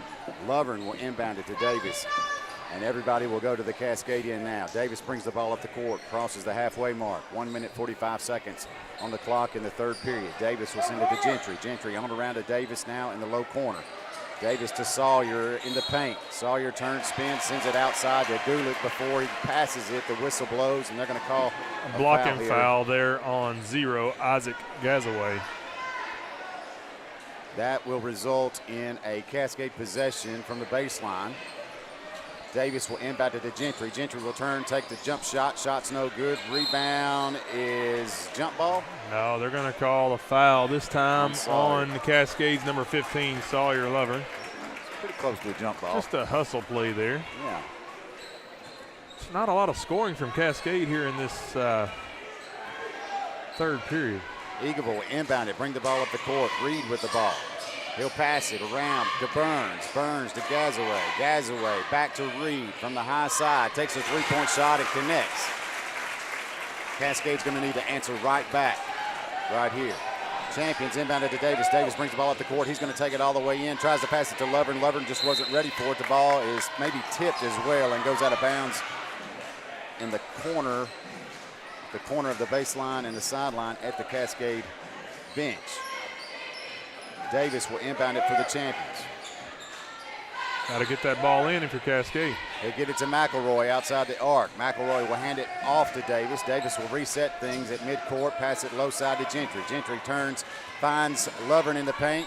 Lovern spins, sends it back out, outside the arc to McElroy. McElroy to the high side corner to Gulick. Gulick takes a three-point shot. Shot's no good. Rebound. Good rebound there by Sawyer Lovern. Lovern sends it back out to Davis. Davis jumps, takes a jump shot right in front of the free throw line. Shot's no good. Rebound. It's a fight for it in the corner. The whistle blows as it goes out of bounds. They're going to give it to Eagleville. Yeah. Shots just not falling for Cascade in this third period. Eagleville inbounds to Reed. Reed brings the ball up the court. He'll cross to the Eagleville side now. Set things up at midcourt. Pass it high side to Gazaway. Gazaway tries to go towards the paint to Barker. Barker has to send it back out. They'll put it back in the Reed on the 45 on a three-point shot. Shot's no good. Rebound goes out of bounds before anybody gets it. And they're going to give it to Cascade. And Eagleville fans over here are not happy with that call. I can't say that I don't disagree with them there, David. We'll take the ball, though. Champions inbound it to Davis. Davis makes a long throw down to Thomas Gentry in the high corner. Gentry gives it back to Davis at half court. Davis works to midcourt, sets things up, waits for the pick. Can't get it. He'll pass it to McElroy. McElroy now low side to Gulick. Gulick sees an easy run right towards the basket, through the paint, off the backboard, connects for two. It's a really good take to the basket there by Jaden Gulick to end that third period and end that scoring drought for Cascade. So 47-34, it's the end of three. We'll take a quick timeout. You're listening to Cascade Champion Basketball right here on the Zinger 100.9. We're back in 30. Are you planning that next big project and thinking how nice it would be if I had a dumpster right there on site? Then call DNR Dumpsters in Shelbyville. DNR Dumpsters provides quality and convenient dumpster rental service for commercial and residential applications. Roll-off dumpsters with prompt delivery, even next-day delivery and haulaway available. Call DNR Dumpsters at 931-684-1685. For more information, visit dnrdumpsters.com. This is Jackson Davis, senior guard, and you're listening to your radio home for Cascade Champions Basketball, the Zinger 100.9. All right, welcome back. We get ready to start the fourth quarter. Kind of like we've seen in the past, not this season, but last season. Third quarter was always a tough quarter for us. Yeah, we did not win that period, David. The Eagleville had 12 points, we had 10, so they cut down on the lead a little bit. We still have a 47-34 lead for the game. All right, fourth quarter will start. McElroy will inbound it to Gulick. Gulick will send a pass low side to Gentry. Gentry will get it to Lovern in the paint. Tries to cross the paint, can't do anything with it, sends it back out to Gentry. Gentry now to Clanton in the low corner. Clanton around the arc to Gentry, now to Gulick. Gulick dead center. He'll make his motions. Pass it to Gentry. Gentry brings it on around. Can't do anything with it. Lovern working real hard down there. Lovern out to McElroy. McElroy from the top of the key, drives towards the basket, takes a shot. Shot's no good. Rebound. Eagleville will go to the other end. Real quickly, Eagleville goes through the paint, takes the shot. The whistle blows. The shot's no good, and where is that? Gentry. Thomas Gentry tries to take the charge. They don't call the charge. They call the blocking foul. It'll be a foul on number 13, Thomas Gentry. Gentry did fall to the floor. It was a good effort. That's his third personal foul. First champion to reach the third foul. Team's fifth. Snitzer will go to the line for Eagleville. And shoot. 7 minutes, 28 seconds on the clock. First shot by Snitzer, rattles, no good. 47-34, still your score. Champions will make a few substitutions here as Lovern and Gentry will come out. Looks like Jackson Davis and Saban Burris going into the game. Burris come back in. Awaiting Snitzer's second free throw attempt. Shots on its way, connects. 47-35. McElroy will inbound it to Gulick. Gulick will dribble the ball real quickly down to the Cascade end. He'll find Burris in the low corner. Burris back to midcourt to Davis. Davis high corner to Lucas Clanton. Clanton is going to drive in towards the basket from the 45, straight towards the basket, in the paint, off the backboard, count it for two. You could just see it in his eyes that time, David. He was intent on scoring, and it was going in. It was, yes. Back on the Eagleville end. They'll pass it around the arc, low side. Drive across the free throw line. Take the shot inside the paint. Shot's no good, but the whistle blows. Foul's going to be called on number 4, Isaac McElroy. I'm watching Burris and some of these hand signals they give, and I'm not sure. Trying to figure some of these guys out, but anyway, they've got Barker at the line. Zay's at the line for Eagleville. He'll take his first shot. Shot's no good. McElroy will come out. Little will come in for the Champions as we await Gray Barker of Eagleville to shoot his second shot. Second shot on its way. Connects. 49-36. Champions inbounded to Davis. Davis brings the ball up the court on the high side. Passes to Clanton. Clanton on around to Little. Little can't hardly control the pass. It goes out of bounds. But fortunately, maybe off of an Eagleville player, they're going to give it back to the Champions. Right. Lucas Clanton just kind of make a behind-the-back pass there to Jaden Little. Little couldn't hold on to it, but it was knocked out of bounds by Eagleville. Davis will inbound it to Gulick. Gulick will take the ball back to midcourt and set things up for the Champions. Step back up towards the arc. Turn around, pass it to Davis. Davis tries to pack it to Gulick. The pass is picked off by Eagleville. They'll go all the way back to the other end of the court. Walk through the paint. Underneath the basket to the other side, put it up for two. 49-38. Champions inbound to Davis. Davis brings the ball up the court. We'll go to the Cascade end. He'll pass it high side to Clanton. Clanton all the way across the court to Gulick on the low side. Gulick bounce passes to Burris inside the paint. Across underneath the basket to Clanton. Clanton turns around, tries to pass it back to Davis. The whistle blows. They're going to call a foul on Eagleville. Eagleville's number 30. Caden Snitzer. That's his second. And so Cascade will get the ball from underneath their own basket. Davis will inbound it to Burris. Burris in the paint, takes the shot off the backboard. Shot's no good. As it comes down, Burris gets tangled up with Snitzer, I believe. Jump ball. And they'll call jump ball. Possession arrow going to Eagleville. So Cascade will retreat back to the Eagleville end as we wait for Eagleville to inbound it. And now we'll come up and apply a little bit of pressure that will cross to the Eagleville side. In the hands of Jordan Reed for Eagleville. They'll pass it around the arc, take it to the low corner. Reed will take the shot from the low corner. Shot's no good, off the front of the rim. Rebound, Jaden Little. Little will turn, pass it to Gulick on the Cascade end now. We're on the Cascade end.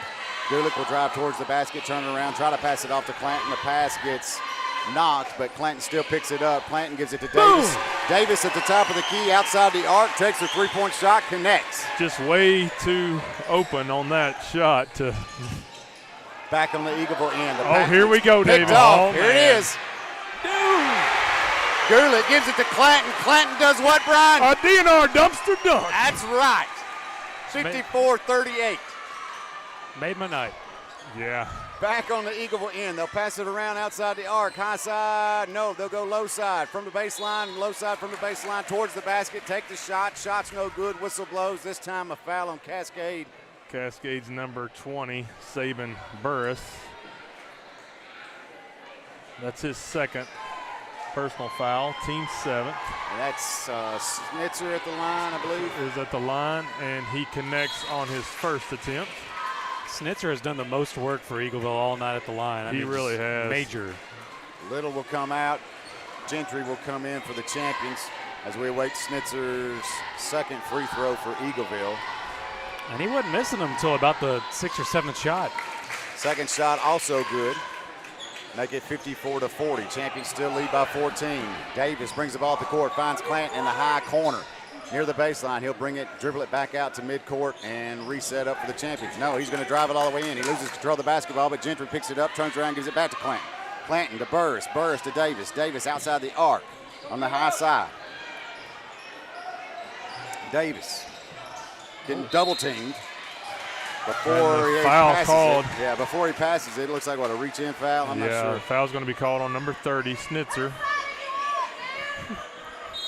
The Eagleville fans not happy with that call. That's Snitzer's third foul. It will result in a Cascade possession at midcourt. Burris will inbound it for the champions. Into the backcourt to Jackson Davis. Davis will turn, bring it right back up onto the Cascade side. They'll pass it to Gulick, high side. Now to Clanton. Clanton almost in the paint, turns, has to pack it out to Burris. Burris is going to drive towards the basket, about 7 feet out, takes a shot, shot's no good, rebound Eagleville. Back to the Eagleville end.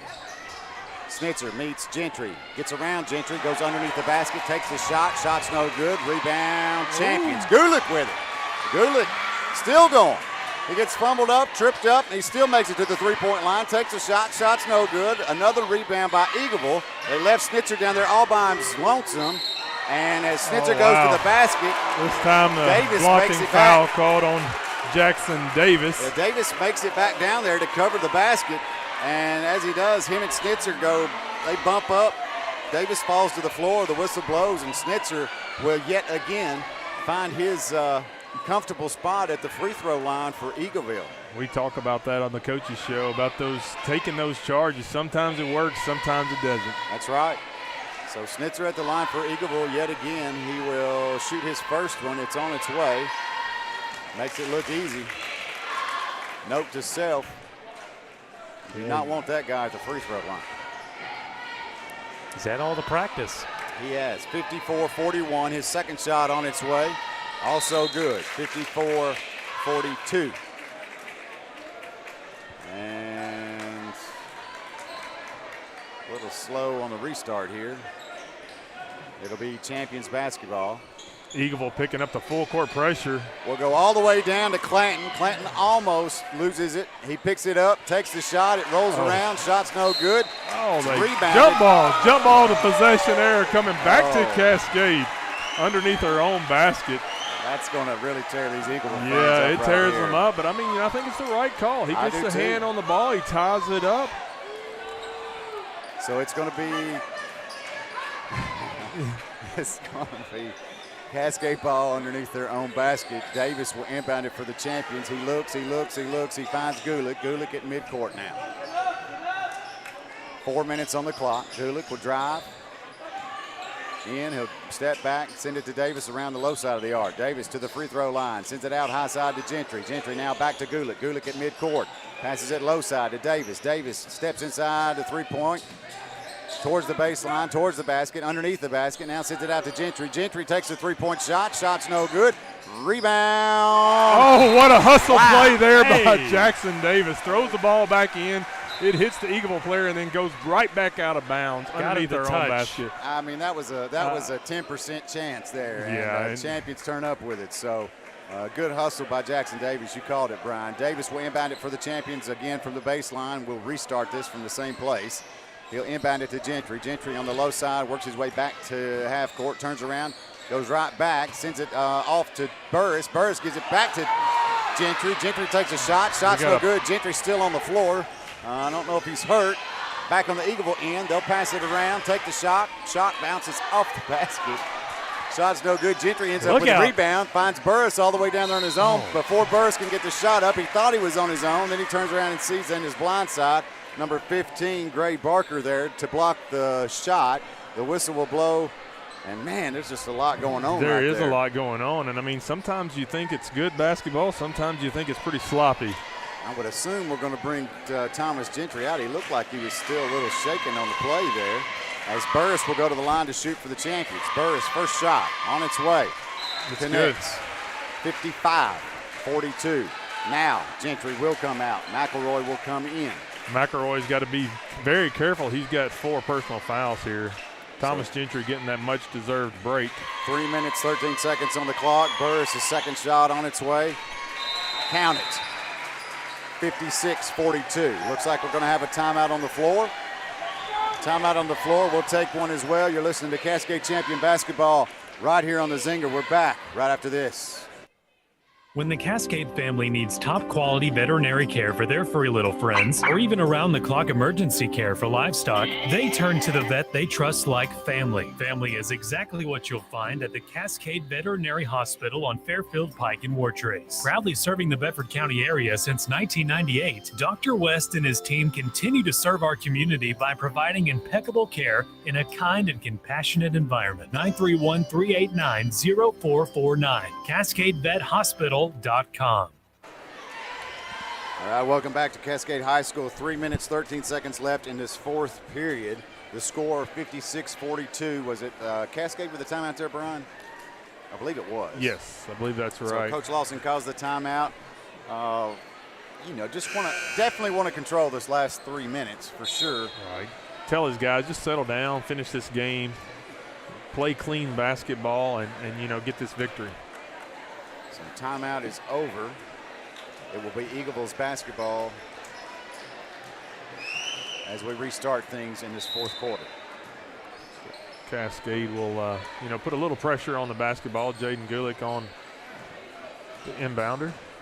Eagleville brings the ball up the court, crosses to their half. They'll give it to Snitzer in the low corner. Snitzer to Cole. Cole inside the paint, turns, takes a shot. Shot's no good. Rebound Burris. Burris gives it to Clanton. We'll go to the other end. Clanton does slow things down a little bit. He'll pass it to Davis. Davis at midcourt. He'll pass it high side to McElroy. McElroy now to Clanton. Clanton goes across the baseline underneath the basket from the high side to the low side. Takes a shot. Shot's no good. The rebound is knocked to the floor. It's fumbled around. The whistle blows because fouls on number 12, Lucas Clanton. He now has 3. Was it that whistle that late? Was the foul? No, he was just going after that rebound after he missed that shot there. Thought he was tying the ball up, but gets the arm of the Eagleville player. So Snitzer to the line yet again. Is that Snitzer again? I believe it is. Yes, it is. Snitzer to the line again for Eagleville. He'll connect on his first one. He'll get a second one. He's your leading scorer for Eagleville. Now sunk 12 at the line. Wow. 13. Just about all of his points, maybe all of his points, have come from the free throw line. So one in field goal range, that was it. 56-44, Champions inbound it real quickly, give it all the way down to Lucas Clanton. Clanton pauses and lets everybody catch up. He'll pass it to Gulick on the low side. Gulick now crosses, hands off to Jackson Davis. Davis now back to Gulick. Gulick is going to try to go towards the basket inside the paint, send it back out to McElroy. McElroy around the arc to Davis to Clanton. Clanton inside to Burris. Burris finds Davis rolling through the middle. That was just a beautiful play. That was very well executed right there. Very well. Jackson Davis with 2 points, 58-44. Eagleville now with the basketball. Brings the ball up the court to the Eagleville side. They'll give it to Snitzer. Snitzer crosses the free throw line straight towards the basket. I don't know if we were rim watching there or not. They just give him a free lane. I think they were going to see if he could score anywhere else but from the free throw line that time. And he did. Yeah, he did. So 58-46. Snitzer can be effective somewhere other than the free throw line for Eagleville. Tell you what we'll do. We'll just keep it right here, Brandon. Brian, you know, Cascade 2-0 as we start the season. We've got Eagleville here tonight. Coming up on November 28th will be the next game. It will be Monday at Rockville. December 1st will be a Thursday night game versus Moore County. So Rockville ahead, then Moore County, then I think it's Watertown, and then Moore County again, if you're looking at the schedule for the Lady Champions and Champions. You know, David, Coach Lawson told us in his coaches show the other night that he likes to keep teams under 55 points and then score about 65 himself. So Champions go to inbound it here after the timeout, and it's knocked. McElroy, I guess, fumbles it on the inbound, and it goes out. It's going to be a turnover. Eagleville will get the ball underneath their own basket. They'll inbound it outside the arc. Take it to the high corner. Try to pass it inside the paint to Snitzer. Snitzer turns, takes a shot, and finally – he has missed one, but yet guess where he's going? He's going back to the free throw line where he likely will not miss. So he is a perfect 13 for 13. Is that right, Brandon? I don't have his individual 13. I think he's 13 miss. from the free throw line. His first one. He misses. We talked him up enough. It finally worked. David, he looked right up at you. Yeah, he did. He heard that. So Snitzer misses his first free throw. And we wait for his second. Second one on its way, off the front of the rim. Misses it as one's well. Also no good. Rebound, Gulick for the Champions. He gets triple teamed at the baseline. Should have been talking about that earlier. At a time when he really did not need to miss free throws, he misses them for Eagleville. Pressure was on. Timeout on the floor. We'll take a quick one as well. 30-second timeout. You're listening to Cascade Champion Basketball on the Zinger. We're back in 30. Hi, I'm Blake from Cascade School. Did you know there's a place where you can get good neighbor service and great auto and home insurance rates? Yep, that is Rob Gardner State Farm. So stop shopping around. Rob Gardner State Farm has got you covered. Give Mr. Rob and my mom a call today, 931-685-2080. Like a good neighbor, State Farm is there. Go Champs! All right, welcome back. As timeout's over, 1 minute, 52 seconds on the clock. Champions will inbound it. Burris gets it to Clanton. Clanton going to drive across the halfway mark, loses control of the basketball. Luckily, Gulick's there to pick it up on the low side. Gulick's going to go back to midcourt, pass it back to Clanton, midcourt. Clanton will step up to the three-point line, pass it high side to Davis. Davis in the high corner, turns, passes to Clanton. Clanton going straight towards the basket. Whoa! Lays it up off the backboard, counted for two. Champions with 60 now, 60-46 as Eagleville goes to inbound it. Champions double team. Jordan Reed. Call the foul this whistle time blows. on 24, Jackson Davis. Foul number 3. We'll go to the other end, and it looks like Jordan Reed will line up to shoot for Eagleville. It was interesting to see Cascade just turn up the heat a little bit that time after Eagleville was pressuring them. Reed takes his first shot. It rattles and does fall good. Make it 60-47. 1 minute, 28 seconds on the clock. Reed's second shot, also good. 60-48. Champions lead by 12. 1 minute, 28 seconds left. Burris will inbound it for the Champions. Eagleville will play full court press. Burris inbounds to Davis. Davis turns, goes to half court, passes to Burris on the Cascade end. They find McElroy underneath the basket. He bounces it once, steps to the other side, puts it up off the backboard, count it for two, 62-48. B-ball IQ. Eagleville on the other end, drives straight towards the basket, takes the shot. The shot's no good. They get their own rebound, put it right back up, count it for two. 1 minute, 9 seconds on the clock. 1 minute, 9 seconds on the clock. Timeout on the floor. We'll keep it right here. Just a really good game, David. It is. It is. You know, Champions kind of. You know, they go on these runs, and then they kind of go quiet for a little while, and then they, you know, it's like, hey, we'll turn it on, we'll turn it off, turn it on, turn it off. You're exactly right. So Coach Lawson directing his guys down there in the timeout huddle. And still a packed house as everybody sticks around to wait for the ending of this thing. Eagles down to 1 timeout left in this game. Cascade has 2 remaining. 10 fouls committed by Cascade, 7 fouls. Again, I want to thank our sponsors, Cataldo Auto Repair Service, First Bank, Garrison Valley Farms, D&R Dumpsters, Curl Construction Excavating, D&R Contractors, Rob Gardner, State Farm Agent, Cascade Veterinary Hospital, and Clanton Pipe and Supply. Timeout's over. Champions head back out to the court. Eagleville already out there waiting them. It will be Champion basketball. Burris will inbound it on the Eagleville end from the baseline. Burris slaps his hand, waits for the work. He'll find Lucas Clanton in the middle. Lucas gets double teamed. They'll bump him real quickly, and we'll go to the other end, to the Champions end, and let Lucas Clanton line up for some free throw shots. Quick foul that time by number 1. Jordan Reed. Jordan Reed for Eagleville. So Lucas Clanton at the Garrison Valley Farms free throw line. First shot on its way. Off the back of the rim, no good. Rebound, Eagleville. Jordan Reed with it. Brings it back on the Eagleville end real quickly. High side, he'll go straight towards the basket, to the paint. Take the shot, count it for 2. We are now less than a minute with 58.5 seconds on the clock. The score 62-52. Timeout on the floor. We'll keep it right here. I'm not sure. You said Eagleville had 1 left. Yeah, they just called their final timeout with 58.5 seconds left in this game. You know, if you're Eagleville, I think you're very proud of what you've seen from your guys tonight. You know, coming out against a team like Cascade, at Cascade's gym, only down by 10. Playing a really, really good team. They've been in this game. They have. Especially Caden Snitzer really shows how much free throw shots can affect your score. Yeah, and how they can just keep you in a basketball game.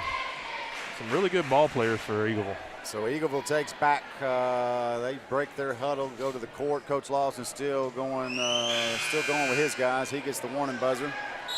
Like to see Cascade get this in, protect this basketball, protect this lead, and end this game. All right, Cascade boys back on the court. It's Burris, McElroy, Gulick, Clanton, and Davis on the court for the Champions. As we line up, it will be Champions basketball from the baseline on the Eagleville end. Burris will inbound it to Clanton. Clanton gets double teamed yet again. He does get rid of the ball. He finds Gulick on the Cascade side. Now Gulick with it. He'll drive towards the basket, turn around, kick it back out to Davis. Davis now high side outside the arc. We'll find Clanton low side outside the arc. Clanton will turn and spin back towards the middle. Try to pass it to Davis. Before he does, he gets double teamed and bumped. And we will go back and we're going to send Lucas Clanton back to the line. So Lucas Clanton at the Garrison Valley Farm free throw line for the Champions. First shot by Clanton. Count it. 63-52. 63-52. Thomas Gentry will enter the game. Isaac McElroy will take a seat. Clanton at the line. Second shot by Clanton on its way. Off the front of the rim, rattles no good. Rebound. Eagleville will go to the other end real quickly. They'll get pressure. They'll drive straight to the basket. They call the charge this time. Straight to the basket. He'll knock down Lucas Clanton. Whistle will blow. They'll call the charge. 37.5 seconds left on the clock. And the Champions will have control of the basketball on the Eagleville end from the baseline. Burris will inbound it to Clanton. Clanton, again, double team. He'll dribble through it, get out of it. Find Gulick across on the Cascade end. Gulick will pass it low side to Gentry outside the three-point line. Now back to Davis at midcourt. Davis back to Gentry on the low side. Now to the low corner to Clanton. Clanton drives across the baseline towards the basket. Kicks it out to Gulick.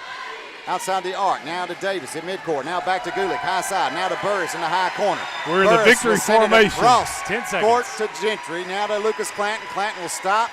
We'll kick it to Gulick, and we'll let the last 3 seconds here ride. White flag. Champions win by a score of 63-52. 63-52 over the Eagles of Eagleville here at Cascade High School. 3-0 for Thanksgiving. 3-0. 3-0. Tell you what we'll do. We'll collect some stats, take a timeout. Again, champions win 63-52. We'll take a 90-side. Tell you what, take a 2-minute timeout. We'll come back, talk stats right here on the Zinger 100.9. We're back in 2 minutes. This is the season when not just our head, but our heart's in the game. A time when our town starts to feel more like our team. At First Bank, we're community superfans. We don't wear uniforms, but we all wear our heart for community on our sleeve. That means we're not just in the bleachers Friday nights. We're in your corner 24/7, cheering your goals even louder. Don't just get a bank, get a team. First Bank. Bank local, get more. Member FDIC. There's peace of mind when you discover quality local beef for your family that's backed by tradition at Garrison Valley Farms. Taste the difference of locally processed beef, free of antibiotics, steroids, and hormones. They always have quarters of beef available with halves and wholes available by request. 931-389-1005. Open Monday through Friday, 8 to 4, and Saturdays from 9 to 12. Fill your freezer with quality local beef backed by Bedford County tradition at Garrison Valley Farms. Proud supporter of Cascade Champions football on the Zinger.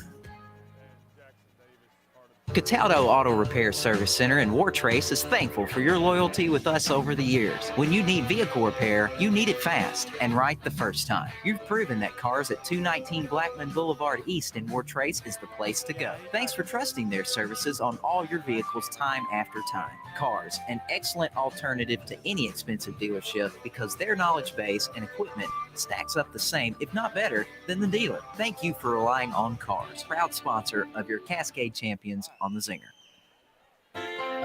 DNR Contractors is your local home improvement expert, locally owned and operated with over 30 years experience in the remodel industry. From roofing to remodels or home additions, DNR Contractors is here to help with your next home improvement project. Get your home holiday ready by calling my daddy today at 931-684-1685 or visit our website at dnrcontractors.com. Go Champs! This is Lucas Clayton, senior guard, and you're listening to Radio Home for Cascade Champions Basketball. The Zinger 100.9.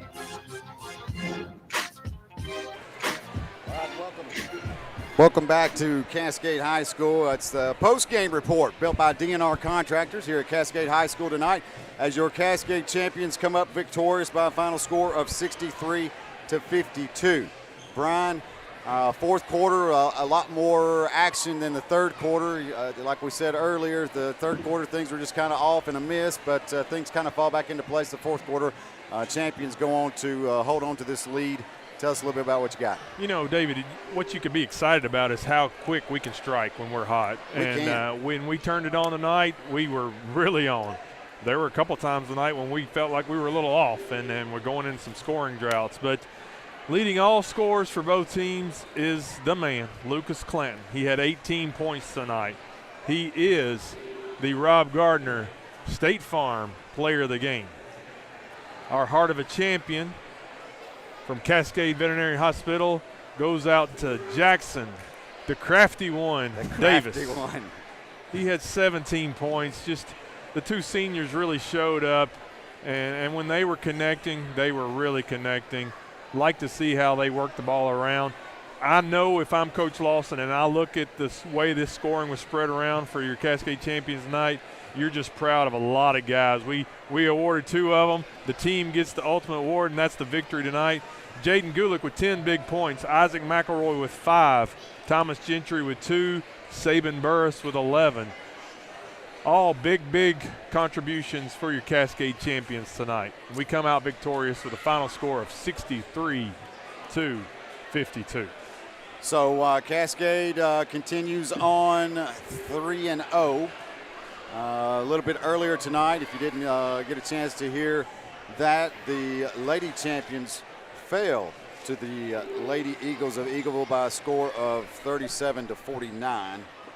Your Lady Champions with 37, Lady Eagles 49.